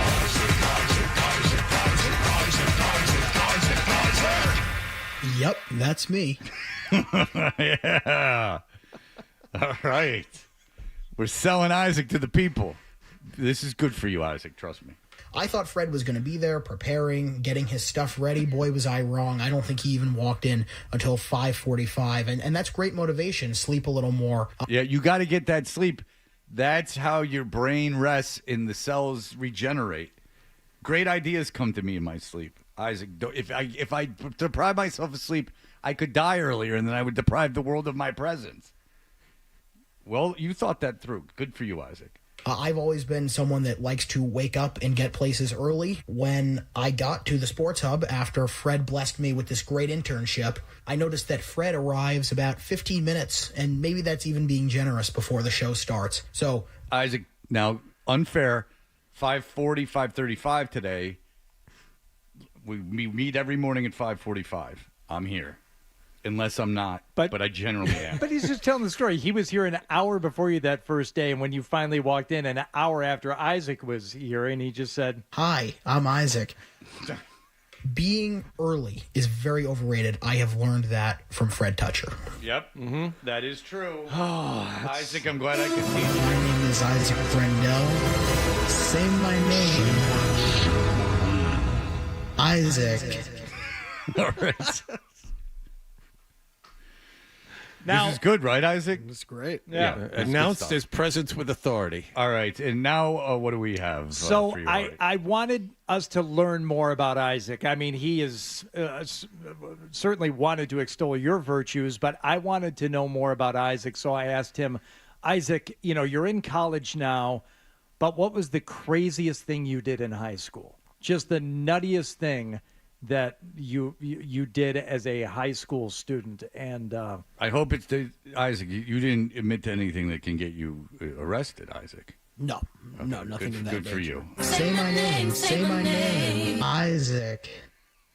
so this is the story that Isaac told as the craziest tale from high school. All right, here we go. We're meeting our intern, Isaac. Here we go. There are many high school memories that stand out. There is one that stands out to me. There was a girl I had a dicey past with. We never got along. Herpes? It's happened to me, Isaac. Believe me. I'm just joking. Hey there. I'm just joking.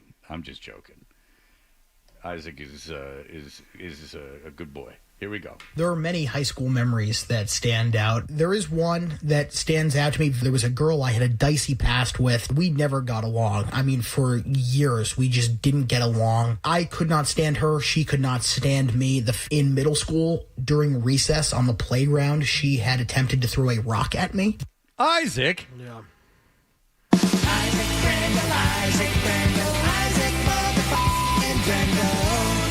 Hi.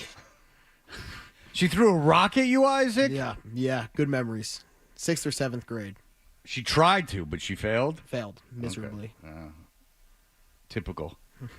Very dicey past together. And at my high school, a couple years later, there was a restaurant in the school. I was the cashier, meaning that I was ringing people up and making coffee. Those were my two duties. So she came in, she ordered her iced coffee. What time would you get into to your job at the school?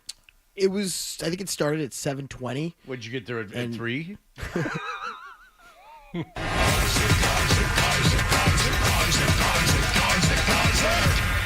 Yep, that's me. Now, Isaac, did you get paid to be the cashier? They had paid people about a year before I arrived, and then they stopped. So you just were the cashier at the restaurant for fun? It was for credit. So you get high school credit. It was an elective credit. Oh, there's like a 7-Eleven credit? This is kind of you got credit for doing a minimum wage job? Good for you, Isaac. Hey there. What else did they have you do? Mopping? Yeah. It's quite a little thing there. They have you doing lawn work? Was this a public high school? Yes. Well, and your parents were paying tax money, and they got you working the cashier job? Hachi manchi. Hi, I'm Isaac. I was the cashier, meaning that I was ringing people up and making coffee. Those were my two duties. So she came in, she ordered her iced coffee. She was just as snobby and rude as I remembered her. So she orders the coffee, and I go back to make it. And I decided to not take the high road. Let's just say that I filled the entire cup up with ice, the entire thing up. And she had ordered I believe it was something sweet with a lot of cream and sugar. So I put as much of that in and as little coffee in as possible. I purposely made the coffee the wrong way. Knowing I did this, there was very little coffee. The vast majority of this was ice. I gave it to her, saw her take a sip. She pretty much slurped. There was so little coffee in there, and she was just angry, and I saw that face, the angry face that I had been seeing for so many years, and a great memory. Still have a laugh about it with my buddies to this day. Isaac! Take that, woman. You're gonna throw a rock at me? This coffee has been made incorrectly. So much ice. Isaac. She ordered. She was completely unsatisfied with that coffee, wasn't she, Isaac? She was completely unsatisfied. It was a badge of honor. It was and did she even have the guts to say anything to you? No. No, she just walked away, tail between her legs, didn't she, Isaac? Pretty much. Isaac! Hi. Isaac. Well, I'm glad we never. Would you do that to us? You would not do that to us, would you, Isaac? Never. All right.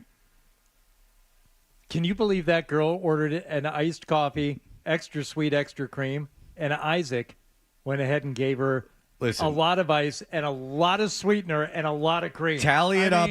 Say my name. Isaac. Tie it up to just tie it all into just being a footloose and fancy free adolescent. All right. Well, Isaac. Bring out the gimp. Say my name, Isaac. All right, Isaac.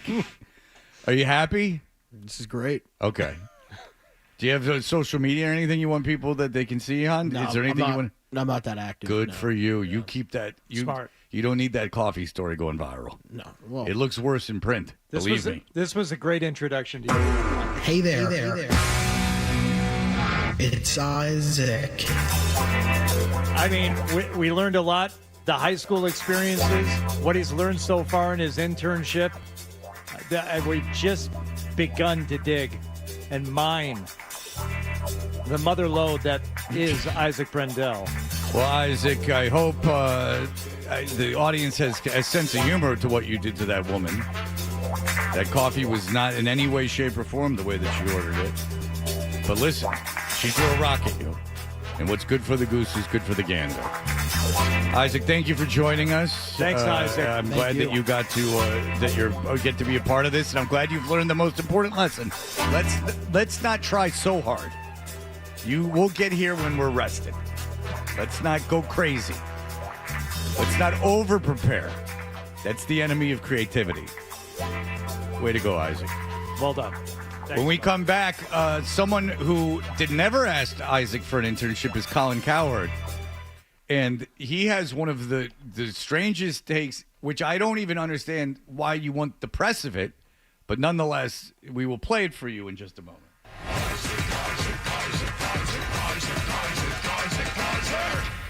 Yep, that's me.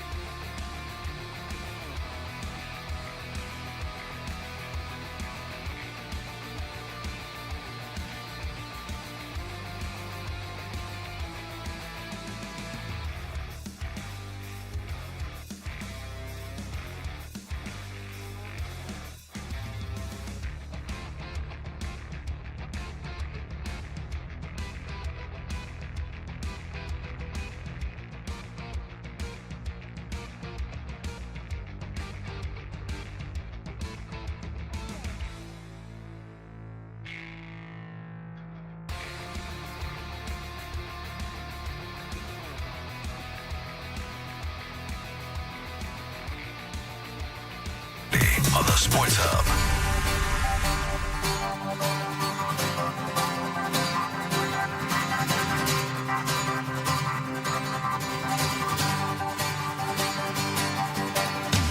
All right, we're Toucher and Hardy. Colin Cowherd is a national phenomenon. My mother is a huge fan of Colin Cowherd.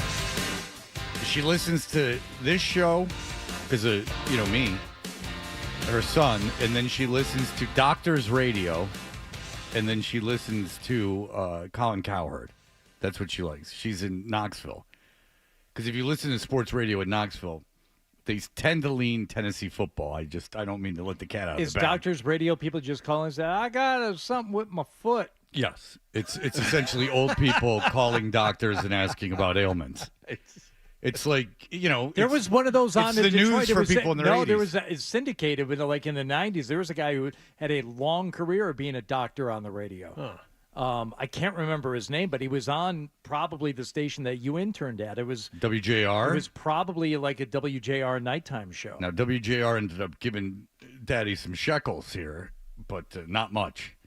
But I did start as an unpaid intern. The Mitch Albom show, we had to get there at 9 in the morning. There was like a full bullpen for the show. And the two co-hosts and the producer and the interns had to get there at 9 o'clock.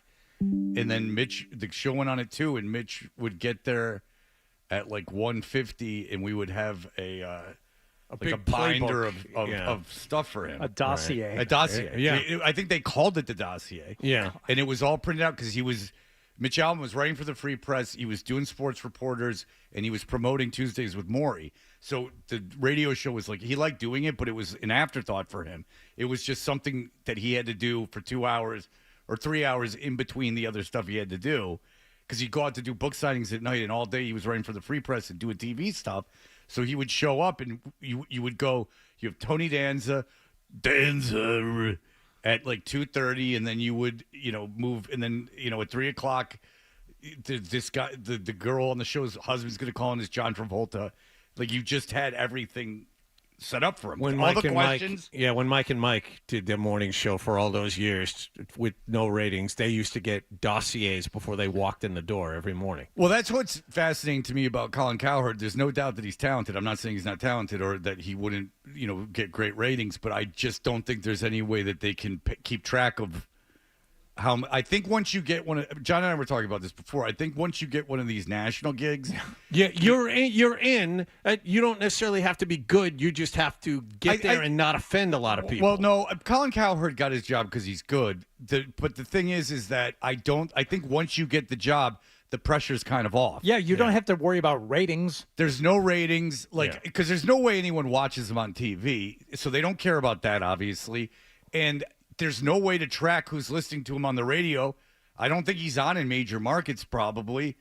And so you kind of just get to do it. But the thing about Colin Cowherd is that he's a take machine, from what I understand. Right? Oh, yeah. And he's alone pretty much. He's in a very high seat. And the show is basically, I'm presenting you these opinions on sport, and they're going to be sometimes controversial, and then I will explain my theories to you. And he talked about the Patriots, who drafted Drake May 3rd overall. They have Jacoby Brissett, who they signed, who's been a starting quarterback in the NFL. But lo and behold, late in the draft, they took a man by name of Joe Milton from Tennessee. And I think I talked about him enough during the draft process. Joe Milton has the physical gifts of a god and the ability to play quarterback of me. He is not good at quarterback. And if you talk to people who have been at camp, Cerrone Battle was at camp, and he said that Joe Milton looked like he didn't know how to play football. He was just throwing interceptions that were, you're just like, what's going on? It's almost weird. But here we go. Here is Colin Cowherd. Drake May sounds like it's not going well in New England. All right. I mean, come on. You don't know that. You don't know that at all. It sounds like it's not going well in New England because there's 9 practices and 2 of them he played poorly. What's funny about these like open practices and these 2.5 hour practices is that there's like 3 weeks of them. The amount of work that these quarterbacks do is these full practices that the media sees are 1% of the total time at the facility that these guys have. The idea that they're just like going out there and tossing the ball around. You've seen what these guys do at camp. I mean, Hardy was out there. I've seen it. They're essentially jogging around most of the time.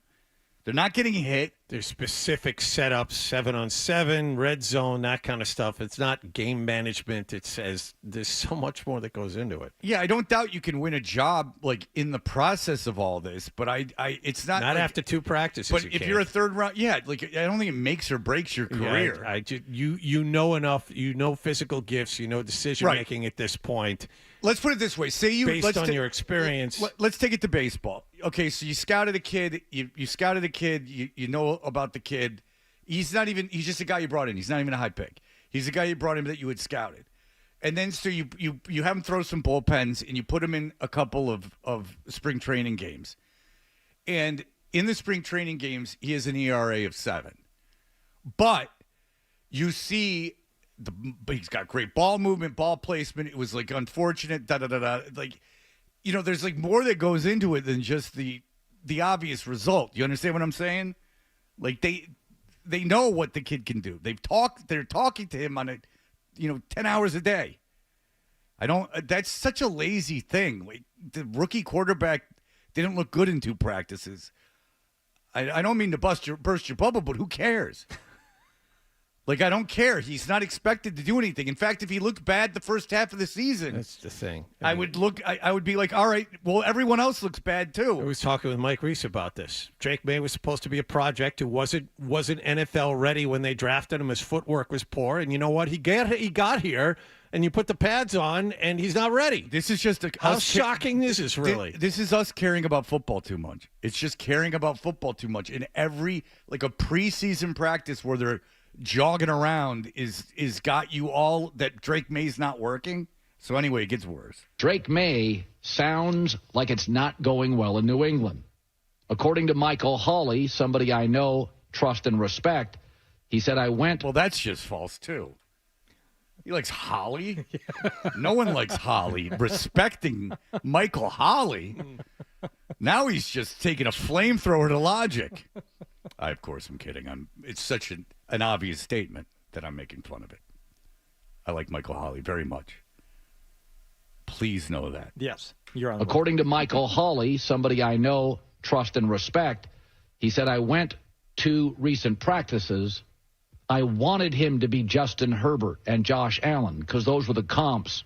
But what I saw was the ghost of Mac Jones. You don't want him to be Justin Herbert, by the way. Hurt again. And also, can we calm down with Justin Herbert and his not winning? Let's see what he does with this head coach. And then we'll judge Justin Herbert. But let's not. Allen, fantastic. I'd like a little better than Justin Herbert. I'd rather have Brock Purdy than Justin Herbert. He couldn't do anything right. Sorry to laugh. Dumbass laughing, having a good time. This is sports. You stick to the script. You give that take and explain it. There's another story that Joe Milton, he was the quarterback, fun to watch from Tennessee. Yeah, he was fun to watch if you were the other team. This is a guy who hasn't seen Joe Milton play at any time. He heard that he has a good arm. Joe Milton was not fun to watch. Joe Milton's fun to watch at a carnival. I was just going to say, he's the guy you challenged to a throwing contest at the carnival. Yeah, he's a long drive guy. He's like a long drive guy at the range. Like, fantastic. Not fun to watch in a tournament. No.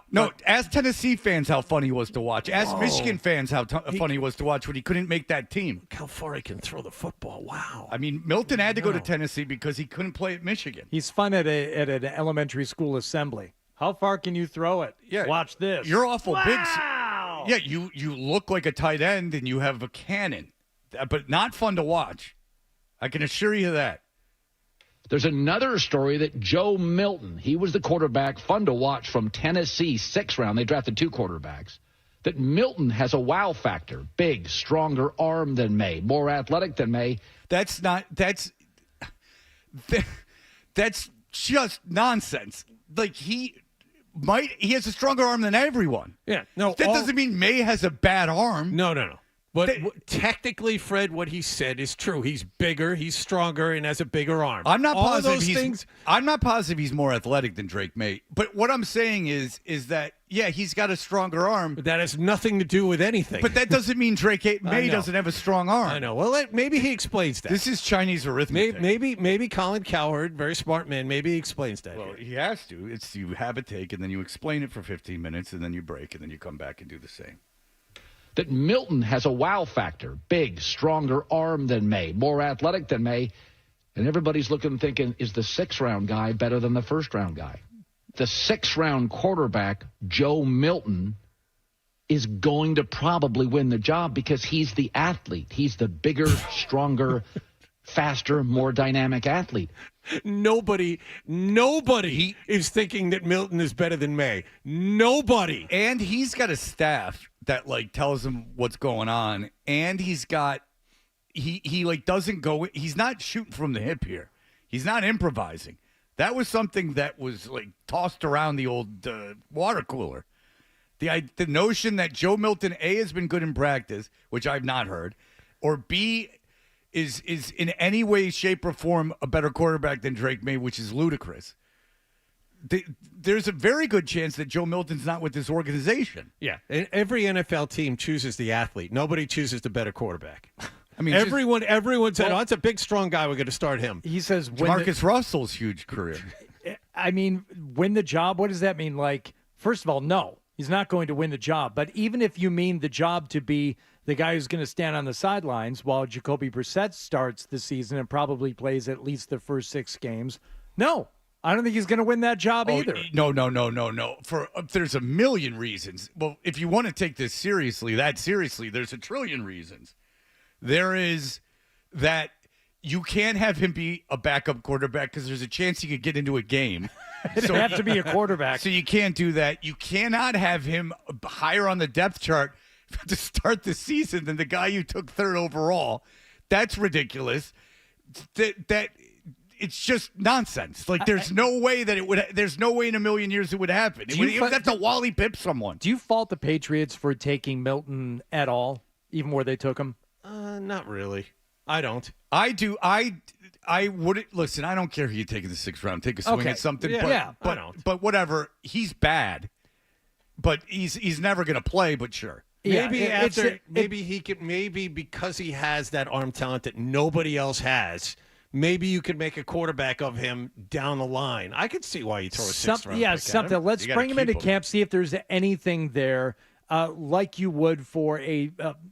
I would say a wide receiver in the 6th round. I would be much more inclined to try and find a wide receiver in the 6th round. Look, there's plenty of 6th round picks that don't make teams. There's plenty of 6th round picks that aren't as good as undrafted free agents. There's some argument that you're better off being an undrafted free agent because you can pick your opportunity. But in terms of a guy who's actually going to contribute to your team in the 6th round, is it going to be a quarterback? No, no. I mean, there's the Gus Frerotte stuff, but Joe Milton is just not a good quarterback.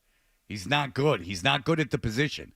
And even in, say there's a alternate universe where Joe Milton becomes an NFL quarterback, it's going to take a tremendous amount of time. Mm-hmm. It's not a week 1 start for Joe Milton is off the table. He has an inability to do that. I will say as a fact, there is a 0.0 chance, regardless of what team he was on, that Joe Milton is equipped to start an NFL game right now. Maybe in 2 years, if there's a guru, what do I know? But I can assure you, 100% fact, he wasn't equipped to be the quarterback at Tennessee. What, 1 offseason, 4 practices, and the kid's going to be the quarterback? We're too far down the rabbit hole. No, but it's just ludicrous. He's not good. And it's not happening. So now the question is, Colin Cowherd was listening to 2 or 3 people who gave him this idea. He didn't come up with this on his own, did he? No, nothing is on his own. Somebody told him, hey, here's something you can use. Joe Milton has looked much better than Drake May. Have him be the starter. I'd fire that guy immediately. Here's how it came out. He has the Michael Holley thing about Drake May looking bad at a practice. Then he goes, oh, yeah, Joe Milton, they drafted him. He's got like a really good arm. Here's the take. Joe Milton's a better athlete. Drake May had a bad practice. Joe Milton's going to be the quarterback. People will talk about this. But the downside, what I find fascinating about, he doesn't believe it and he knows it's not going to happen. But what the fascinating thing to me is, I know you throw things out there to get people talking and we're talking about it. But if something, at what level of idiocy is it where you go, oh, well, this is nonsense. Like Chuck Nevitt should have been in a Hall of Famer. Like, or, Chuck Nevitt or, Brian Scalabrine should be on the Olympic team. Why is Brian Scalabrine not on the Olympic team? And you say, well, that's just because he's not good enough. Like, at what point is there a decreasing reward based on how asinine the statement is? Like, sure, we're talking about Colin Cowherd, but it's talking about a scenario that's untrue and just completely preposterous. Well, it's also it's baseless because, all right, Michael Holley said this. Yeah, Michael Holley, I'm sure, said, there were relating to a series of plays or one session. But when Cowherd later on says, now everybody is thinking the sixth rounder is better than the first rounder. No one is thinking nobody's thinking that, including Michael Holley, who you referenced earlier in this thing, who may have said something about Milton having a good day or a good session, but no one's thinking that Milton's better than Drake May. I haven't heard anything about Milton, and I read everything. No. I haven't heard anything about Milton. The only thing about Milton that I can remember reading is now he's getting third-team reps over Bailey Zappi. Fair enough. That's the only thing I've heard that Milton has done that has been positive. Which is an indictment on Zappi. And it makes me think they're just going to – I don't know, because you can't have Drake May be the backup if – Of course, he has thrown the 165-yard bomb on the run that people go, oh, Jesus. But you knew he could do that. Yeah, I know. But you asked what people have said about Milton. Those are the only two things I can think of. He's a tremendous athlete with a fantastic arm. I'm not positive how fast he is, but he's a real big kid with a huge arm. Do you know if he's fast, Lockhart? Is Milton fast? Is he like a blazer? He ran like a 4.6. He's got pretty good speed. He's got pretty good speed. Yeah, and he's big, so he's tough to bring down. No, I understand that. Yeah. But I know he's a great athlete. Maybe he will get the job. I didn't know about the 4.6. 4.62. But I suppose you're also not talking to Boston, right? So like if I'm in my car and where I'm most likely to be on like Omaha, Nebraska, sure. Like, you're not talking to someone who really knows what's going on. I don't know. It's interesting to me. Like when you're just throwing something out there that you know is not true and you're just saying it. That's true. If you know you're not on in that market, how much pushback are you really going to get? Yeah, and like who cares? Yeah. Like what they say in Boston, because no one in Boston is going to watch or listen to me anyway. I would imagine if Colin Cowherd, who is good at his job and is able to do his job every day, that is 100% his attitude. I don't care. Yeah. I don't care what they say in Boston or pretty much anywhere else. Say my name. Yeah. Exactly. Say my name. I'll keep taking Say my name. Say my name. Isaac. Oh, Isaac. You know what, Isaac? You're the Joe Milton of radio. You won everyone over. Hi, I'm Isaac. Hi, Isaac. You're a starter in my book. Hey there. Hi, Isaac. Say my name. Isaac. Hi, I'm Isaac. Okay, Isaac. You're broken. Isaac! Hi. Kendra has labeled herself the female Isaac. Oh. And she has said that. I'll put that moniker on you. All right. She's striving to reach Isaac heights. It's a tough climb. But she's never done something as devious as the coffee. Oh, yeah. So much ice. We'll be right back. Sports Hub headlines. Patriots went through another training camp practice yesterday in Foxborough. Matthew Judon, a full participant after skipping Wednesday. The pads are expected to be on for the next workout, which is 11 a.m. this morning behind Gillette Stadium. The Chicago Bears beat Houston in the Hall of Fame preseason game last night, 21-17. Heavy rain forced the game to be called in the third quarter. Red Sox had last night off. They visit Texas tonight. And Simone Biles won a gold medal again in the women's all-around gymnastics competition at the Summer Olympics. The U.S. women's basketball team won their final pool game, 87-74 over Belgium as well. The U.S. women have won 57 straight games at the Olympics. Sports Hub headlines are brought to you by Safety Insurance, providing comprehensive coverage for your auto, home, and business. Ask your independent agent about safety. I'm John Wallach at Boston's Home for Sports, 98.5 The Sports Hub. Your next update at 9 o'clock. To us, Boston pride runs deep. I'm a Bostonian! This is Boston's Home for Sports. Bow, bow, bow! 98.5 The Sports Hub. Tax-free weekend can get a little crazy, so avoid the crowds and come into Jordan's and get 15% off everything right now and get up to 60 months no interest. Call 1-866-245-4722 for financing details. Restrictions apply, subject to credit approval.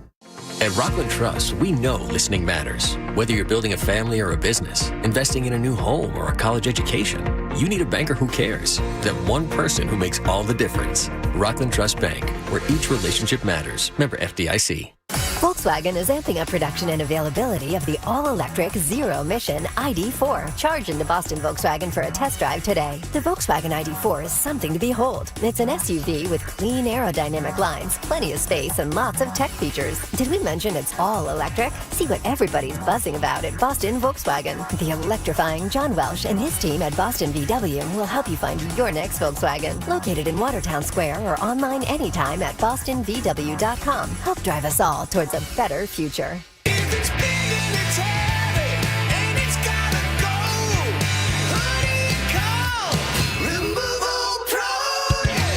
When your home or business needs an oil tank of any size removed or installed, go with the Removal Pro. It will also remove any size boiler, furnace, or water heater, and even excavate and replace propane tanks. Visit oilremovalpro.com. That's oilremovalpro.com.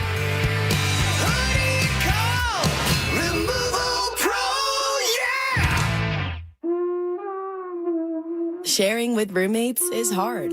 Like sharing a thin wall with a wannabe music major.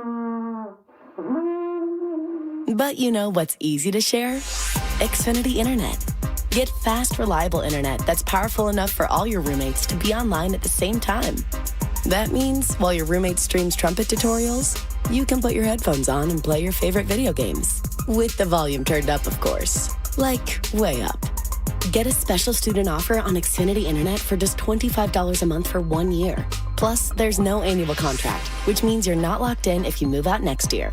What's even better, you'll also get Wi-Fi equipment and a free self-install kit included. To learn more, go to Xfinity.com/student, call 1-800-XFINITY, or visit an Xfinity store today. Limited time offer. Restrictions apply. Requires paperless billing and auto pay with stored bank account. Taxes and fees extra and subject to change. New off-campus students with qualifying Xfinity Internet. Reason number 12 why you should own a ThermoSpa's hot tub? They require no attachment to your home's plumbing. Thanks to the ThermoSpa's unique built-in thermofiltration system that filters the water an incredible 144 times a day, you simply fill it with a garden hose and your water stays crystal clear with very little maintenance.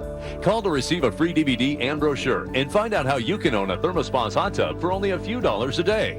Right now, they're offering 0% APR financing with approved credit and a $1,000 savings coupon, including free delivery, free chemicals, and a cash discount. And with models starting at $4,995, there will never be a better time to own a ThermoSpa's hot tub. So call now and ask about this limited time offer. Call ThermoSpa's today at 800-986-9794 for your free DVD and brochure. That's 800-986-9794. ThermoSpa's, hot tubs designed to improve your life. Call 800-986-9794 today to take advantage of 0% APR financing. Hey, basketball fans, for a limited time only, experience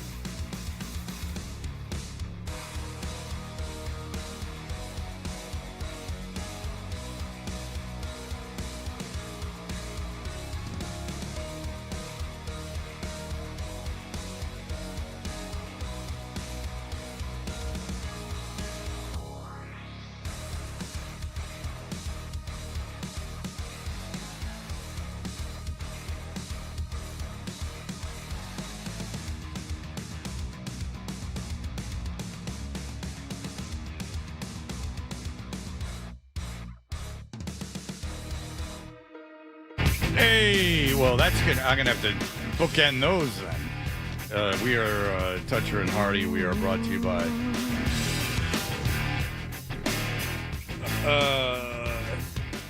FanDuel Sportsbook. Make every moment more with FanDuel. Nick left the camera on during the break, and it was just on John. B-Real says he left the camera on. It was like being in an aviary. Aviary? Aviary? Yes. Nicholas, you could get us in a lot of trouble. What are you doing back there where you can't turn off a camera? I would like to know what Nick is up to. Walking? He just said, just tell Fred it was on Wallach the whole time. No, I know, but why did he leave it up? Why was it on? He's explaining it. Nick, there's no need to get... Working on a reel. Yeah, but he couldn't click the button to turn the camera off? I'm just relaying. What if John was like adjusting himself, or like he goes on these racial tirades? I mean, seriously. And you could read his Might have lips. caught something. He's very handsy too when he talks. Yeah, and like you can tell when he's getting super racial.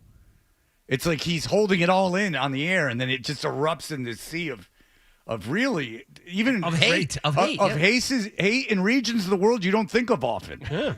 He seems to have a very esoteric way of hating. He's going on vacation, so he has to get it out now. He has to Do you remember when the Globe was in here and he would just spin it and point to places and tell you everything wrong with quote unquote those people? Mm-hmm.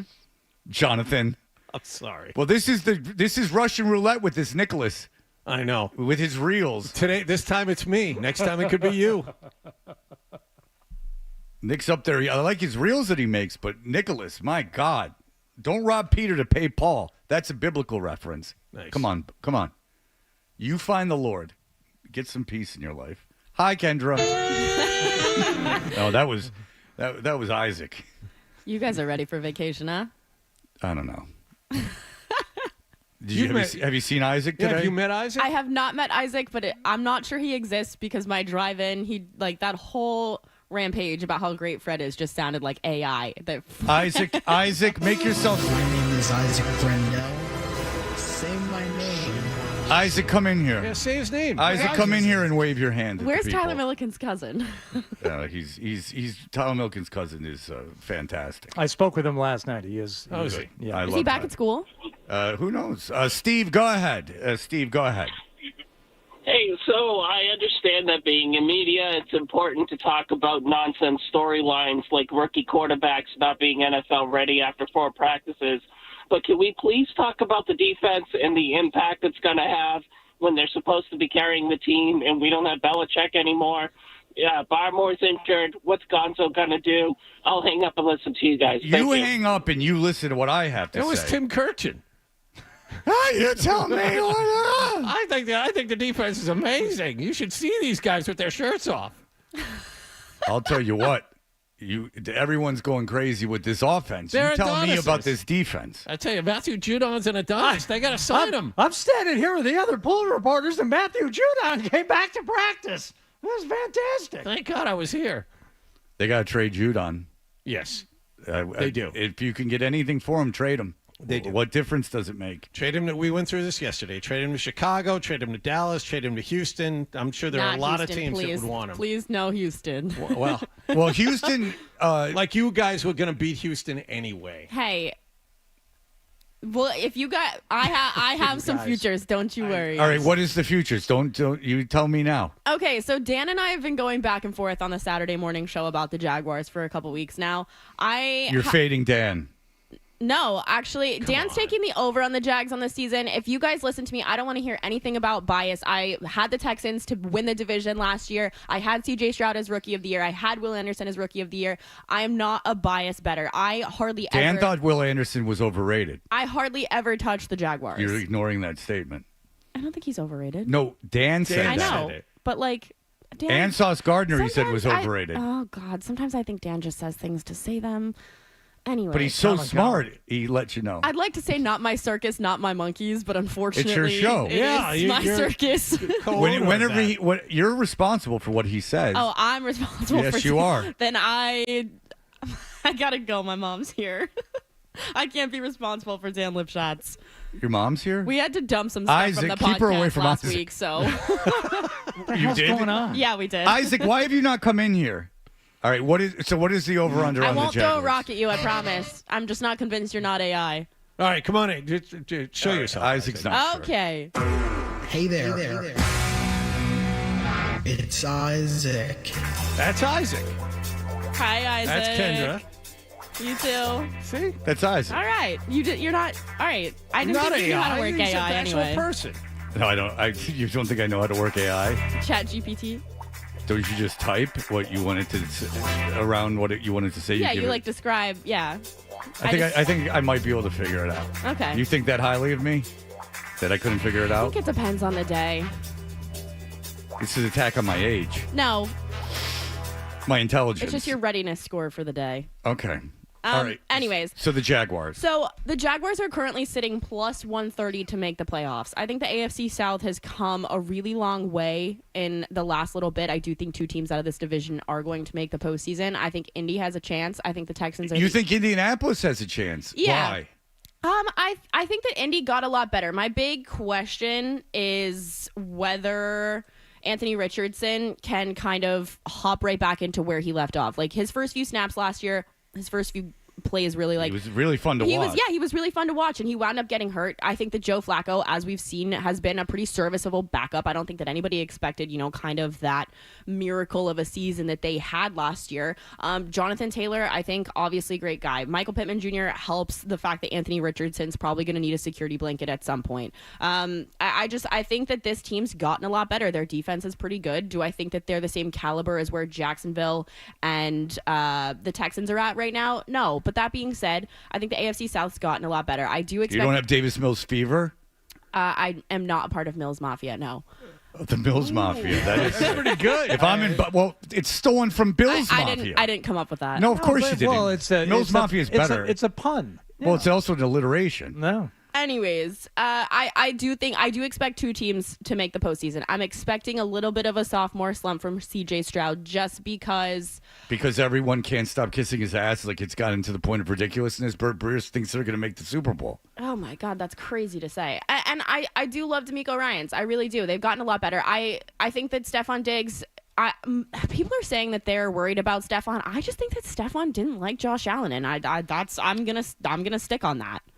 Wait, why are they worried? Because he shot his way out of 2 teams? I think that people are worried about his attitude. He's, he's a little bit older at this point, but I think it's more so about what the Jags have done. I think adding Eric Armstead was huge for them. Trayvon Walker and Josh Allen are probably the most underrated pass rush duo in the league last year. They led the league in sacks last year, and I don't expect that to change. Trevor is the big question mark, right? Like, he just got paid, though, and I think that allows him to relax and prove himself. It's now or never, boom or bust. Do I think that if he has a bad year, he's on the trade block next year? But I wouldn't be surprised. I don't think he will be. But if he has a bad season, I think that it's time to start talking about replacing him. So I think it's time for Trevor to prove it. Trevor has blamed the inbreeding in Jacksonville for his lack of success. Yeah, totally. I also think that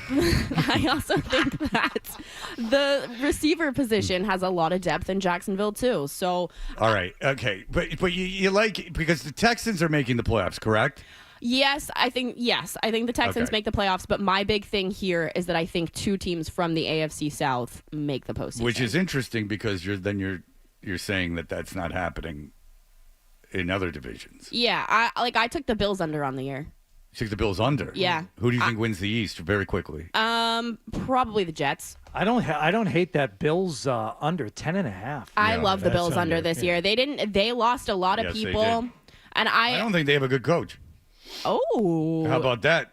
Yeah, I don't think he's the man, but no, there's no Robert Saleh, I'll tell you that. Yeah, so that's one of my bets for this week. I do think that 2 teams from the AFC South are. We're keeping you. You don't have to go crazy. I'm not going crazy. Two teams from the AFC South. Yeah, I got some more NFL. I got some Olympic stuff for you guys. We can tease it if you want. And Simone Biles with that necklace. Dude, she is the GOAT. Oh, please. What? All right. Well, gymnastics. Not now. I mean, who's the go? We don't know if there's like a handball guy that's even better. All right, we'll be back in just a moment.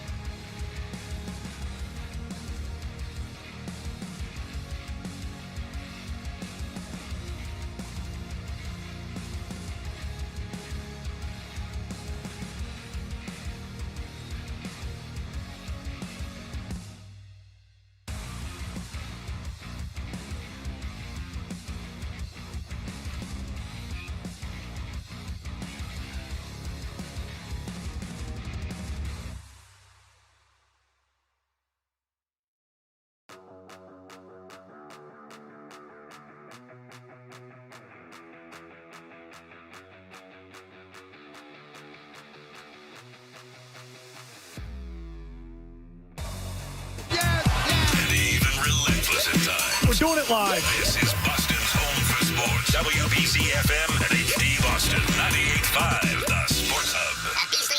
Sports Hub headlines.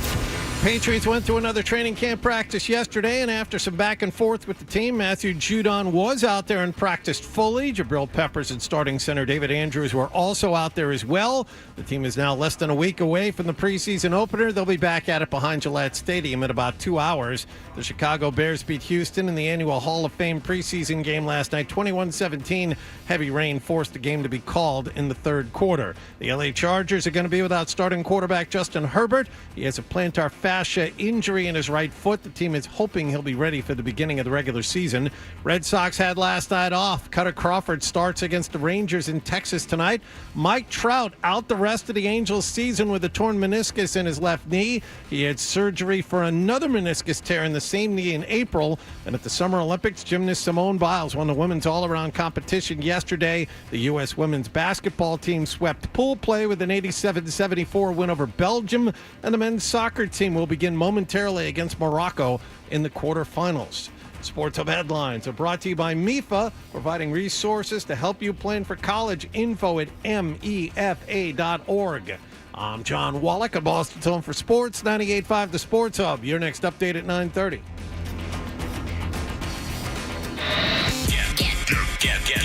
There's the potential there for big stuff. 98.5 The Sports Hub app. Get the app. Toucher and Hardy. 98.5 The Sports Hub.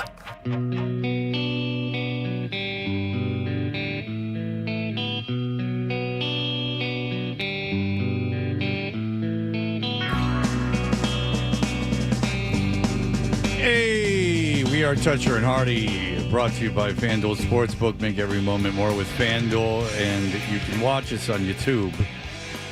Search 98.5 The Sports Hub on YouTube and subscribe. I was talking to my Hardy and I got not Wallach, but Hardy and I got an opportunity from the Kraft Group or something to go to one of the Metallica shows. So I've seen Metallica, obviously, because of my job and everything. And I asked my kids, I said to my daughter first, I said, Zoe, you want to go to Metallica? And she said, huh? I said, you want to go to Metallica? She did not know who Metallica were. Oh. And then I asked my son, and my son says, I don't like rock and roll. And it was just... And then you played him 3 doors down, and you said, are you sure? That's what got me thinking about it, is that he said, the term rock and roll, which I thought was quaint. And then he said that he doesn't like it. And I thought, well, I know why you don't like rock music. Because when I was on rock radio, we played that band 3 doors down. Yeah. And it went away. People just went, you know what? We've reached the bottom. Really worth it. Yeah, this band is touring and making money and selling albums. Have you heard my theory on the generations? No. It's a good one. It's a good one. I'm going to repeat it. What generation are you? I think I'm the first year of Gen Z. Okay. And tell me if you agree. Okay. Gen X was a generation where we were rebelling against a religious right, conservative attitude, and we were deliberately offending and upsetting in our comedy and our music. Like, you look at the Andrew Dice Clay, Sam Kinison, you look at NWA, you look at the punk rock music, it was deliberately inciting the establishment. It was actively trying to offend. And that, for no better or no worse, Gen Z is almost the polar opposite. They are offended by Gen X. That their job is to be offended by Gen X and to express outrage at the establishment instead of poking at the establishment and satirizing the establishment. I think it's more of an embarrassment. You think they're embarrassed by Gen X, even though Generation X created all the origins of everything that you're enjoying in your consumer lifestyle. You made TikTok? No, but TikTok is a no, the Chinese did, and it shouldn't be legal. There's something going on there. No, the hip hop was created during Generation X. The idea of a standalone DJ performing for a crowd was invented in Detroit, Michigan, in Generation X. These things that you enjoy. So what is there to make fun of? You go. What, of you guys? Yeah. You're just. I mean, I feel like We're I'm getting- embarrassing? Yeah, you guys are just kind of. Why? What's embarrassing about us? The fact that you think that your comedy about like being offensive is funny. I don't know. Like, do I think it's funny? Yeah, but like I get how people my age or like a little younger. Like, imagine like when you guys were kids. Did you find your parents embarrassing and like their lifestyles and the thing that they were into? Yeah, everybody does. No, but I had the coolest parents ever. Okay, well, I mean, they drove a station wagon in a Buick Skylark. So that's I think embarrassing, they were pretty right? cool. No, I didn't care about my parents. Honestly, I wasn't embarrassed by them. I just didn't care.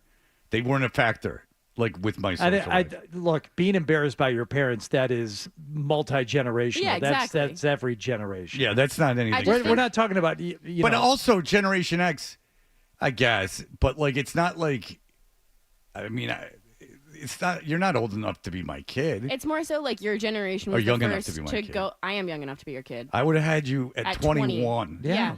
I mean, I would have been from a very broken home. You would have beaten teen pregnancy. Who says I did? But where's the yep? Mm-hmm. Yep. Yeah. All right, so go ahead. So your generation is embarrassed by No, Generation I think it's X. more so just the fact that you guys were so outwardly like F the man, and to a generation that has a hard time asking for extra ketchup. I think that's Okay. Well, that's actually a great insight. yeah. So and is it the responsibility of Generation X or the blame on Generation X because if Generation X is the parents of Generation Z, is it the blame of Generation X for raising kids that way? No, I mean, you want to go back to you guys creating everything that we love. You guys made video games, I think, and the internet and all that kind of stuff. That's why we, as a generation... Well, Al Gore invented the internet. Yeah, exactly. I mean, you get that but that's why that our generation is kind of embarrassed by this outward pour of, whatever you want to call it, because we grew up behind a screen. And so when you guys are so outwardly... I don't know what word I want to use to describe it that's not going to offend you guys. Go ahead. I don't think my generation can be easily offended, so say whatever you want. But it's like we say things to each other behind a screen. You guys were so outwardly like making posters that were offensive. Your comedy was offensive. Your music, your movies, all on purpose. Whereas if we're something like that, it's going to be online, Like, so if we're out but that being said, you guys made the internet and all that kind of stuff. That's why we're That's what embarrassing, we because we grew up in the generation where we had face-to-face interactions. Actually talk and spoke to each other in real time. There were two ways to communicate. It was either on the phone, prank phone calls, jerky boys, thank you, or face-to-face interactions. And I think one of the bigger differences too between the bigger differences between the two, Fred, is not afraid of confrontation, actual confrontation, like in-person confrontation, like Gen X. I don't know if we thrived on it, but we certainly didn't shy away from it. Well, even you and I have had confrontation. Sure. But it's not uncomfortable. No. At all. No, because we both grew up like that. My generation hates confrontation. No, but you don't, No. which is interesting. Because... Yeah, I don't because I grew up with, I don't really talk about like my father a lot, but I grew up with a dad where like if I needed to express myself, it was like a screaming match. So I don't have issues expressing myself or having, hard conversations and stuff like that because that's the home that I grew up in. But my generation, not all the same as me. I grew up behind a screen. When I fight with my friends or like I've found that in my dating life, people don't want to break up in person anymore. They want to do it over text. Yeah. That I was never a fan of breaking up in Weird. person either. That would actually have been helpful. Yeah, I'm a big ghost. You ghost people? Oh, yeah. Don't do that. Oh, Kendra. Come on. Come on. You're better than that. I think it's quite, well, I'm not. I'm really not. But I also find it quite rude to invite someone out and then for the sole purpose of telling them you never want to see them anymore. I wouldn't text it. No, but like you should at least just like ignore call. 'em. Ah. No. That's mean. Would you want somebody to do that to you? Not, but I haven't been in a relationship that was very long. Like, I haven't been in anything serious, so I can't tell you what I would do.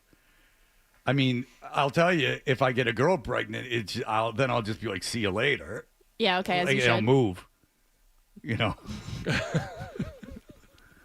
like, it's your body, honey. I'm out of here. That's what I do. Okay. No, but I'm a big ghosting. So people, they break up on text. Yeah, that's a big thing now. Where like I would have a conversation with someone if they wanted it, but everyone that I've seen in my young adult life that has wanted to end things has wanted to do it over text. How long does I'll ask you this. How long in serious does a relationship have to be where you think it would be more proper to end it in person? I think it's like a month. Like if you're actively seeing each other for like a month. Really? Yeah. Why? Do you agree with that? A month? I don't know. I've been in the same relationship for 25 years. I was just going to say, it's been a while for me, if you're going on like one date a week or something like that for a month, no, I don't think so. But if you're seeing each other like multiple times a week, someone's sleeping over, like I think that you probably, I don't know. Am I wrong? Do I have high Is this why I'm single? Do I have high expectations of people? That's not why. No. Why is it, Marty? There's Why? something else involved. Tell me why. We only have 8 minutes until the next You're break. only here We for don't have enough time. You got I'm other single by segments choice, to worry it's okay. about. All right. That's interesting. You think that a month. And then also, I like your insight into Generation Z.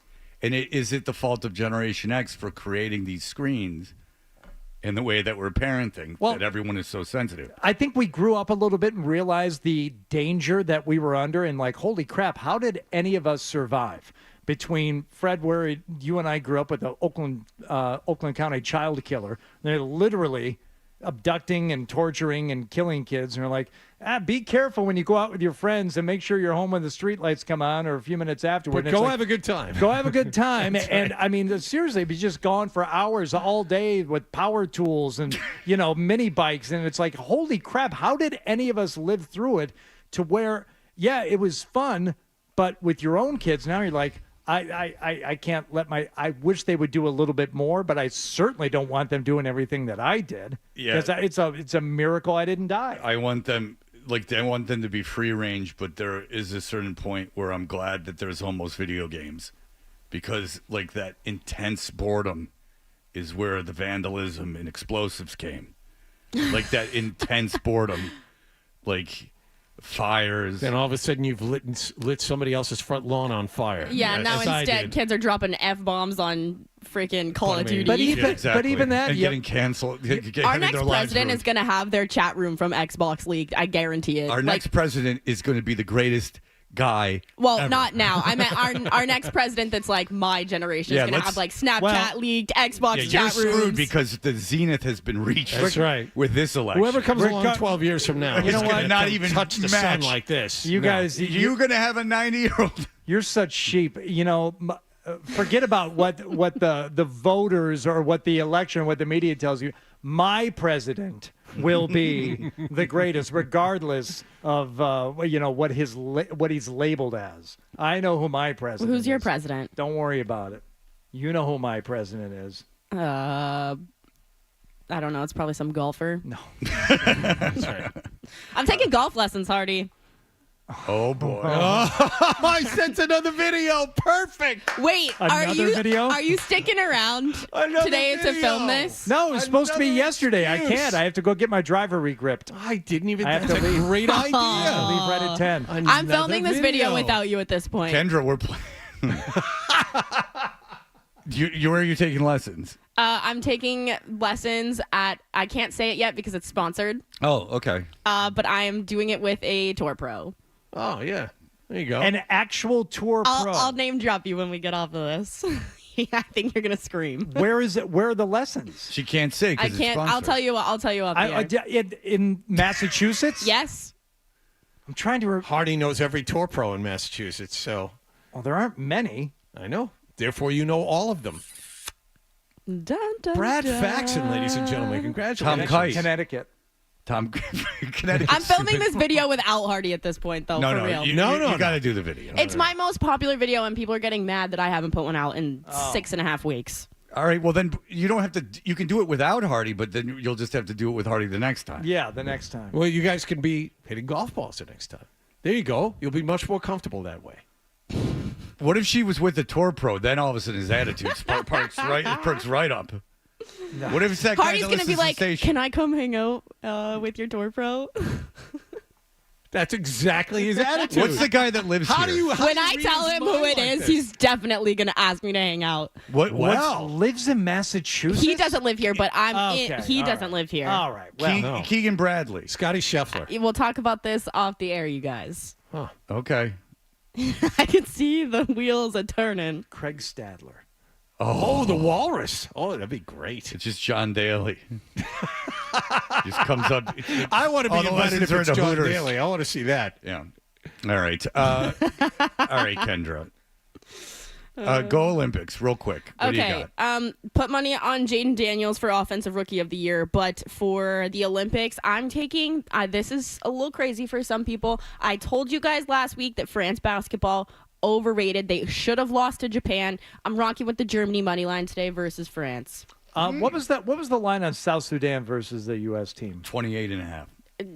Right. I want to say it's gotten up into the 30s. No, before the game. Yeah, I'm saying it. I'm pretty sure it got up into the 30s. I thought about taking South Sudan. Oh, no, it fell. It fell. Yeah. Right okay, so before it the got up game, I want to say it was like 26 and a Yeah, half, but it got up into the 30s. So Yeah, it South lost Sudan like covered. Yeah, they 17 was the final score. Yeah. Not if you got in right before the game, though, because I happened to be listening to something that was very interested in the line and the movement of the line. The It line, was like listening to a degenerate gambler just reacting to what was going on. the line for today's game against Puerto Rico. I guess I listened to this morning as I was walking out the door, but Steve Kerr said that they were going to try and cover whatever spread. I'm not touching it because I think it's well into the 30s. So I think that they're just moving too many pieces around for me to know confidently what's going on with this you're gonna team. have a new starting lineup Exactly. every game. So I'm not betting on Team USA, but I'm rocking with Germany today. Shout out Dennis Schroeder. All right. Dennis Schroeder's a great, for some reason, he cooks in the Olympics. Yeah, There's he no does. doubt about it. Also, if you haven't hit the under on the Patriots season, it's still plus money right now for 4.5. It's plus 130. Hit it now or never. Yeah. It's about to get real bad. Just checked my email. It just says Isaac over and over again.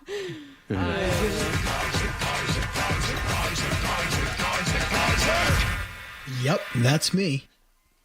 I bet you're wondering how I got myself in this situation. All right, Kendra. Good insight today. Thank you. I Hardy, like your insight. I'm not mad. I'm just disappointed. No, we'll do I it. was disappointed when you weren't here yesterday. I mean, that was on you. I know. I had an appointment that I couldn't reschedule. And I have an appointment today that I can't reschedule. Well, mine was a doctor's appointment. Yours is golf. A golf re-gripping. Okay, sorry. I'm not going to play golf. There's an actual technician. Can we lock it in for next Thursday then? Yes. Hardy? Yes. It's you- locked in for next Thursday. I'll come in at 9. I'll stay. Yes. Okay. Yes. Pinky swear. Let me check my Check my schedule, my written schedule. He It's has not on it. my phone. It's like my parenting schedule. What's wrong with not on his phone? What's wrong with reading it? What's wrong with actual writing next it Thursday? down? Next Thursday, you guys will do The it. 8th? He can do it. I think that's what. Yeah. I'm not here on the It's the 9th, 8th. It's so the it's 8th. perfect. You guys can do it right Are we after the doing show. it? I'll be Put it. taking off. I need pen to paper, Hardy. Yep, it's in there. All right. Very good. All right. Kendra. All right. Thank you very much. I liked your I'll insight. tell you guys secrets off the air. Oh, very good. I like your insight on the generational thing and on the sports that were going on. Kendra, excellent job. Thank you. We will be back. It's an Isaac appreciation email segment, it looks like. Oh, nice. I just opened it for the first time. Hi. All right, we'll be right back.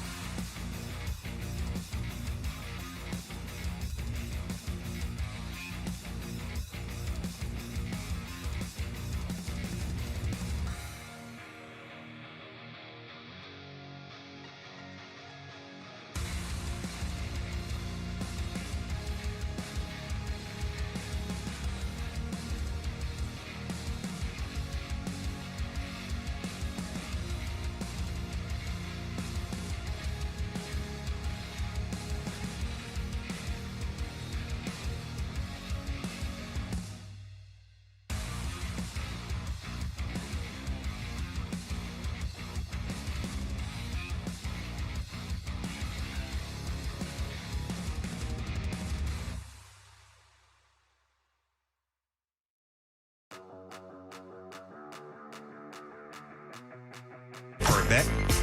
The email bit. We should do the email bit. It's a great idea. Let's do the email bit.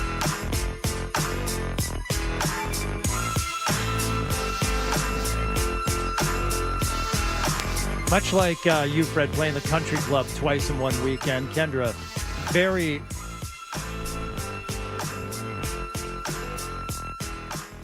worthy of the honor that's it might be bestowed on her. That's good. Were you impressed by? Very impressed, and once again, not jealous at all. Out of people getting to do awesome things in the golf world. Whether it's Dylan Dreyer going to the Masters, 6 hours after she takes up the game, whether it's you playing the country club twice in one weekend, and your main concern was, are they going to make me tuck my shirt in? Or Kendra, not spilling any secrets here, perhaps doing this partnership with somebody. Not at all. No jealousy on my part. I'm fine. Okay. It's good. I know someone you might be. Happy for everybody that gets to do these awesome things. I can see that. It's great. Good for you. It's great. Sure, you've evolved as a human being. Nice job. I'll get to the email. You can email John, Jon, I know, there's no H, Jon at 985thesportshub.com. You can email Hardy at 985thesportshub.com, Toucher at 985thesportshub.com. And you can follow us at Toucher and Hardy on Instagram and Twitter, and at Fred Toucher on Twitter, and at Hardy 985 on Instagram and Twitter. Nate, go ahead, Nate. Yes, this is Greenskeeper Nate here, and I just wanted to say that there isn't a golf shop on the planet that requires an appointment to regrip one club. Shut up, nice Nate. try, Hottie. Shut up. He's lying. He couldn't even come up with an excuse that was even legitimate. Hey, Hottie, did you get my email, bud? I did, Nate. I'm sorry I haven't replied. Oh, but Jesus. That's okay. I just wanted to make sure you got it. I didn't know if it got if I sent it to the wrong address. No, I tend to catch up on them on the weekend, so I will reply to you, and thank you. I read it, and we'll absolutely do that. We're going to get Nate and I are going to go out and play. All right, Awesome. Nate. Sounds good, bud. Look forward to talking to you. All right, Look thanks. that's local radio. You get to just hang out with anyone you want. Just email, and they got to hang out. As the great Harvey Penick said, if you play golf, you're my friend. That's right. And judging by all the wonderful people that play the game, I have to agree. It's almost universally good people. Especially if you want someone to share their Coke. Tim says, slippery tea. After hearing about the heinous crime of intentionally making a girl's coffee wrong, I have a lot of questions about the person we have come to know as Isaac. Is Isaac his real name? Oh. I haven't even considered that. Did he change it? My name is Isaac Brendel. Say my name. Isaac. Is he actually a Hofstra student, or is he just another hoax being conducted by a hardened criminal? Hi, I'm Isaac. Head on a swivel and stay safe while this criminal mastermind is in your midst. Hey That's there. for Providence. Josh says, Isaac is no TMC. Oddly enough, Tyler Milken's cousin has a certain thing. Let's call it that thing, it. I'm going to venture a guess and say Isaac does not have it. I feel it's the TMC has just naturally occurred. It's a beautiful poetic train wreck. I disagree. Isaac is...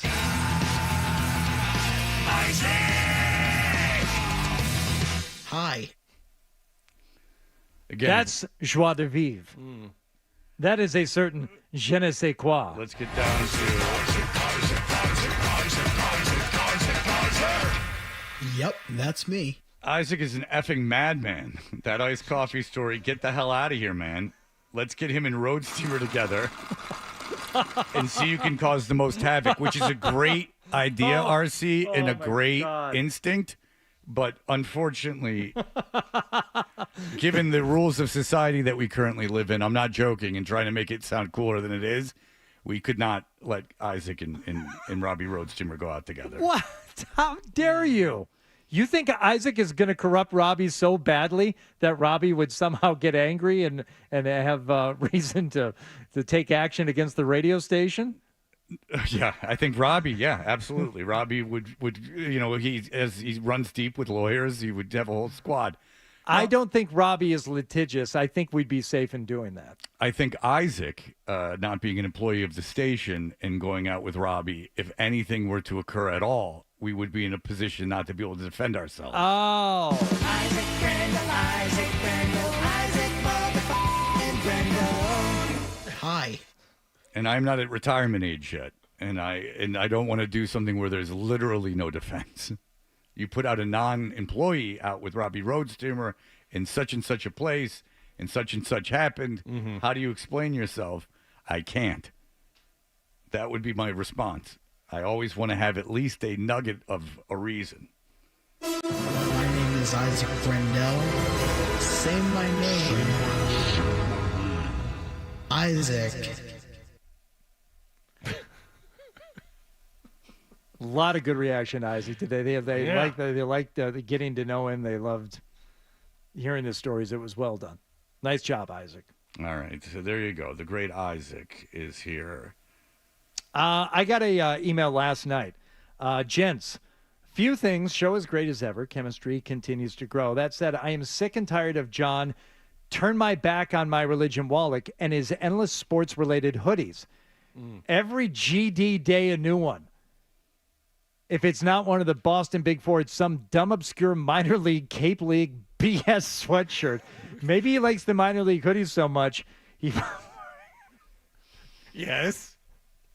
because he won't ever get the Celtics job. And That's not necessarily true. There's a certain kinship since he drives to Bryant to call their dumb games. Make him wear a suit and tie.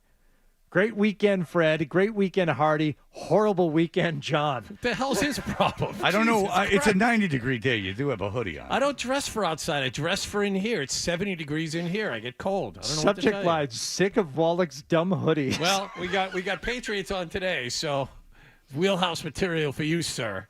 Dave says Such about venom. Gen X, you're not totally wrong, but mostly, at least according to history, rap was originated in the Bronx in the early 70s. That's not true. Maybe cutting a record, maybe 76, not by 7-year-old Gen Xers. Most Gen Xers are conservatives more so than boomers. It's 60-40 in support of conservative politics. I think that's more just people getting old. You said Gen Xers were the opposite. Not true. I didn't say Gen Xers are more liberal. It was a reaction against everyone. It was trying to inflame everyone. But also, I think that was the origins of gay people being more accepted and things of that nature. Were definitely during that generation. As far as the religious right, everyone got sick of listening to them, and most of the loud spokespeople either died or went to jail. Well, I mean, you can't say that because cultural shifts are cultural shifts. Gen Xers enhanced a lot of things invented by boomers or even earlier generations. I mean, you were 12. When you were 12, I was using the internet with a computer, both provided by your Uncle Sam, so wrong there too. The first computer was built by, I don't know, in the 40s. Gen Xers invented on social media using computers. Good going. You guys are responsible for the name Chad and a bunch of apps. Bezos is a boomer. Well, this is already too long, and I was a latchkey kid too, and I'm a boomer or a Jones generation type, 1957 late bloomer. That is from Dave. There you go. I think that I've hit on something here with my Generation X as being instigators, instigating the establishment, while Gen Z is reacting to the establishment. The roles have reversed. We are forever, Hardy, going to be in the provocateurs. We are going to be forever being in the role of provocateur. This is how I'm destined to live out my existence. And according to Kendra's explanation, it's kind of embarrassing the way you're always rebelling against something with your defiance because they just find it kind of silly. Yeah. All right, that's fine. Well, there you go. Yeah. Sunrise, sunset, young people. And as they say in the Vedic Buddhists say, you and everyone you know is going to die. Life is impermanence. Sunrise, sunset. Do you understand? Nope. I think that's how the song goes. You can't hold on to something because it is destined not to last. It is, in fact, is not going to last. It's called impermanence. That's why you can't get attached to things and people. It's too attached because something will happen. You or they will leave this earth before one another. You're saying that the only constant is change?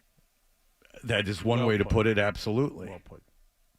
That is what I was saying. You know who I learned that from?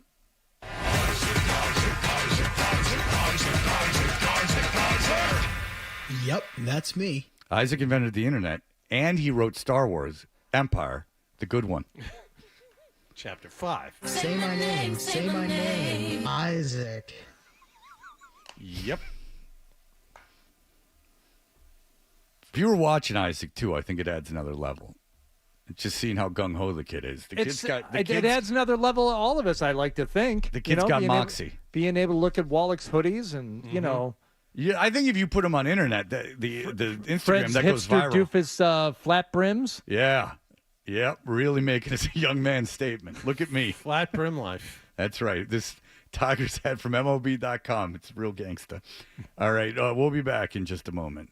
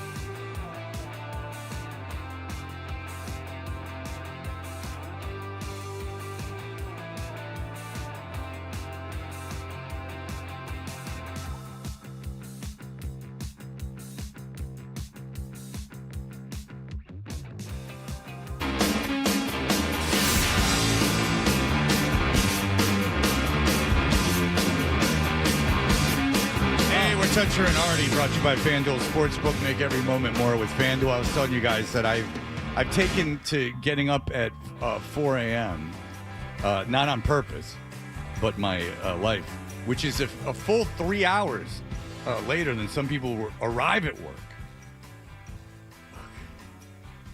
But Isaac lets you know that one does not have to get to work early in radio. Let's not go crazy. But I've been watching the late night Sports Center, the West Coast Sports Center. Mm-hmm. So is that the one that they replay for? Yes, they replay it all night up until what, 6, 7 a.m. 9. I think 9 a.m. Oh wow. Okay. I think when they go to whatever the Greenberg show is, and I don't even wake mind up. Greenberg. I like Greenberg. At least isn't on that Mike and Mike show anymore. But I hate his radio show. So what am I talking about? But the deal is that they have a woman I think is talented doing the late night Sports Center, and she's got tattoos on her forearms, which I never thought I'd see the day. I like her, and she's got tattoos on her forearms. Tattoos? I find tattoos. I find her that interesting. Something about her. This is completely platonic, or non-sexual in any way. It's not an attractiveness. I find the idea that a Sports Center anchor, especially a female, is got visible tattoos to be very interesting. Because, Oberman had that huge back piece, but you could never see it. Whatever socialist god he worships. No, I think remember when Oberman was getting everyone all angry? Oh, Oberman existed to get your parents angry. Honest to God, Yeah. it was one of those things. He just was really thrilled with himself. All those videos he posted online, all that. I never saw any of it. Yeah. I never saw him do anything. It was at least 3 years before the election 8 years ago. But leading up to it, that's all Oberman did was post YouTube videos. But he was so easy to avoid. I'm just people. But people want to be pissed off. It's self-righteous anger self-righteous anger is indulgence that people really enjoy, myself included. But I don't seek it out in media necessarily. I do in my real life, unfortunately, but I do. I don't seek it out in media because Keith Olbermann was not was he on MSNBC? Because I don't even know how to watch it. At one point he was, Yeah. but they let him go, like a lot of other media outlets let him go. A very smart guy, great writer, but couldn't hold a job because he kept pissing people off. Yeah. He got hit by a train or something, so he can't drive. His depth perception's all off. Oh, I did not know that. Yeah, I guess it happened when he was a kid, and he can't drive. He's got bad depth perception. Huh. Oberman's back tattoo, from my understanding, it was a replica of Dollar Hides, the Great Red Dragon and the Woman Clothed in the Sun. You can see it in both Manhunter and in the Ed Norton remake. That's what Oberman had. That was on his van. I think you're getting it confused with Well, Oberman's van. It had shag rug, and it had one side wizard. You're right. Holding a crystal ball that had a topless mermaid in it. And the red dragon was on the other side. Yes, That's indeed. right. The back was, I've screwed up my references. The back was a replica of what Robert De Niro had in Cape Fear. It was a bunch of biblical passages. Right. And what I believe, Fred, was, in fact, a crucifix and not a cross. I'd have to go back and watch again. Like the guy from Agnostic Front. That's a feel-good movie, that Cape Fear. That's a good one. I'll Sit tell there you. and watch that with the kids. It's fun. Dude from an Agnostic Front, the front man's got a big crucifix tattoo with all kinds of craziness going on. Oh, nice. He's a ballsy fella. You going hiking at Blue Hill any chance this weekend, Fred? No, but if you bring up Adam 12, it's really going to piss off this one guy who just does not like us or Adam 12. and it's fascinating to me. He's emailed me on several occasions with his distaste of us in the laziness of having Adam 12 on the 2 times we've had Adam 12 on in 8 months. If you're, and I mentioned this to my buddy Mark, who is also the UPS guy, who is deathly afraid of snakes. You want to scare Mark? Just talk about a snake. I said, there are rattlesnakes real nearby, and maybe the only place you can find them with any regularity in Massachusetts, Blue Hill, the Blue Hills Reservation. A couple of teachers out there with their little hiking boots on and their sticks and their cameras, caught a video of 2 rattlesnakes fighting You can see the video on various entities, including Boston.com. Video of rare rattlesnakes fighting captured by Massachusetts hikers. Not just any Massachusetts hikers, in Milton, just minutes south of the city. You let him bite you, and then you see if God loves you. Yeah, well, that's part of the whole faith exercise. Yeah, you're handling snakes. Yeah, I've done that. Which where you know what I blame on this it country going to hell in a handbasket? When was the last time you saw someone handle a snake? How do I know you're on the level? Yeah, a real good snake handler. Like with the witch thing, which I guess they didn't really do, drown the witches. I guess that's fake. They didn't do that? Yeah. Oh, I thought that it's was being real. debunked. Oh. You and I should go up to, we'll set this up for a couple months now. We should go up to Salem right around Halloween and get the real story. That's a delight. Is it? Oh, it's a lot of My fun. daughter went up there and did not like it at all because it was so crowded. She said it was like a nightmare. So you now, and believe me, there are plenty of things I've never done, having lived here for 20 years now. I've never been to Salem. Never ever. done a duck tour. Haven't done a lot of stuff. But we did go to Salem around Halloween when my daughter was very young, and that was 15, 16 years ago. It was crazy. We did that too. It's like Mardi Gras up there. Yeah, but crazy. you can't even get close to it. Yeah. My daughter They say went, don't go. Yeah, my daughter went and with family friends of ours and did not like it. She's immediately wanted to get out of there, and not because it was Halloween. She wasn't scared. She's not a moron. She wasn't like, "Ooh, this is scary." It was this sea of humanity was unnerving. It's just so many people and so many lines without the benefit of, things that you get at theme parks with guardrails to keep you in check. Yeah. That seems just awful. Just being in a quaint town. Salem, I would imagine, is a rather quaint town, correct? Salem's a good town, yeah. Yeah. I know. I know that it's water and everything else. But the good restaurants? But just having way too many people on a place that's not equipped to have the people. Right. Just in general, no matter what time of year or what it is, it just seems. I don't like that. I think even town officials have now gone not quite a heel turn, but they have come out and pretty much said, "Do not come. Don't come up here during Halloween. If you insist on it, come in the weeks leading up to it, and you can see all this stuff. But if you're thinking about coming up here, on the weekend of Halloween or actually on that day, don't do it. There's too much. Can't handle it." A Kraft Group got some bad news about their Revolution Stadium. You know about this, Mr. Wallach? I did. They found out that the legislature failed to pass a measure before formal sessions ended for the year that would have paved the way for the company, the Kraft Group, to build a soccer stadium in Everett for the New England Revolution. And now they have to go back to the old drawing board. They wanted one near Northeastern. That didn't work. They wanted one here. I don't know why you wouldn't just let a soccer stadium exist next to the casino. I don't understand that. The Crafts issued a statement, and they said, they missed a vital opportunity to clean up a brownfield site for an environmental justice community, robbing the city of Everett and the community of the ability to remove a dilapidated and decommissioned power plant. I bet you if you took a poll of people who lived in Everett, they would love the soccer stadium. If you took a poll in Everett, all the Porsches would fall down. They were going to replace it with a public park, waterfront access, and a privately funded soccer stadium. No, we're not doing it. We got other stuff to do. We don't want people to come visit our city. I wouldn't.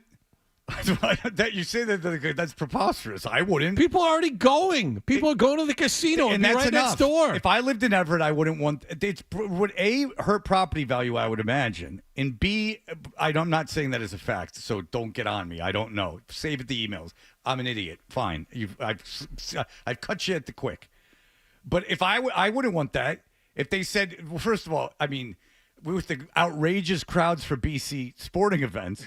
In my neighborhood, right? I mean, it's like the town gets taken over. It gets run over by the 25,000 people who go to those games, and it's anarchy. You've been around, Chestnut Hill during a BC football game. Very difficult to get moving. Very difficult to get around. I'm just afraid of stepping over a dead body. I mean, these kids go balls to the walls. No, I wouldn't want that soccer stadium. Well, around. And why is soccer the stadium mayor, so annoying? People the mayor come? in Everett wanted it up there. I think the Senate president they were behind the bill. Yeah, but the Everett people wanted it. We all know about the Senate president in Everett. Overeducated. Right. I mean, how many Ivy League degrees do you need to hang on your wall before it just becomes redundant? Boston city officials did say they have been worried about traffic that the stadium could bring to a neighboring Charlestown or other areas. So, yeah, I'm sure that was probably a concern in Everett also. You've seen Tom Cruise at the Olympics?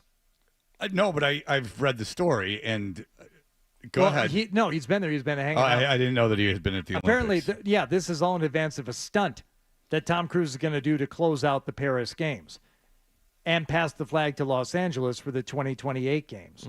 Plan for the closing ceremony involves Tom rappelling down from the top of the Stade de France. I don't know what it is. Okay. Landing on the stadium field and carrying the official Olympic flag. Well, that doesn't sound like much of a stunt at all. Why are we indulging this guy's hobbies? Because he's Tom Cruise and name a bigger movie star right now than Tom Cruise. I can't, and he's a movie star. I Right, don't know why and why don't they just have him bowl? Like, you know what I'm saying? Like, what else does he like to do? Why does he could knit? This is what he likes to do. Yeah, he likes to do stunts. So now we're funding on an international stage his hobby. Yes, let him do a stunt and then pass the flag to L.A. because the Olympics are going to Hollywood next. Yeah, Holly weird. I like it. I'm going to watch it. I didn't say I wasn't going to watch it. How the hell do you expect me not to watch it? I'm consuming these Olympics like it's going out of style. The men's team, the last time I looked, the men's soccer team is up against too big a task. You can't ask them to beat the tax haven that is Morocco. Down 1-0 at halftime, Fred. Yeah, you can't. Quarterfinals. You can't ask the United States to be able to compete with Morocco. Like, come on. It's too big. All right, that'll do it for us. It's the weekend, and you know what that means. Huh? What did you just say? Have a good vacation, John. Thank you. Oh, that's right. John's going on vacation. Off for a week. Come Ryan Johnson back. here on Monday. Yes. Oh, that's right. We have Ryan Johnston. Finally. A little attitude era. Toucher and Hardy. Unlike this family-friendly WWF. Enjoy your staycation, Wallach. Yeah. I will not be home. Look Going out, all the way, putt courses all over. all the way to the Cape. That's where I'm going. Get some ice cream. All right.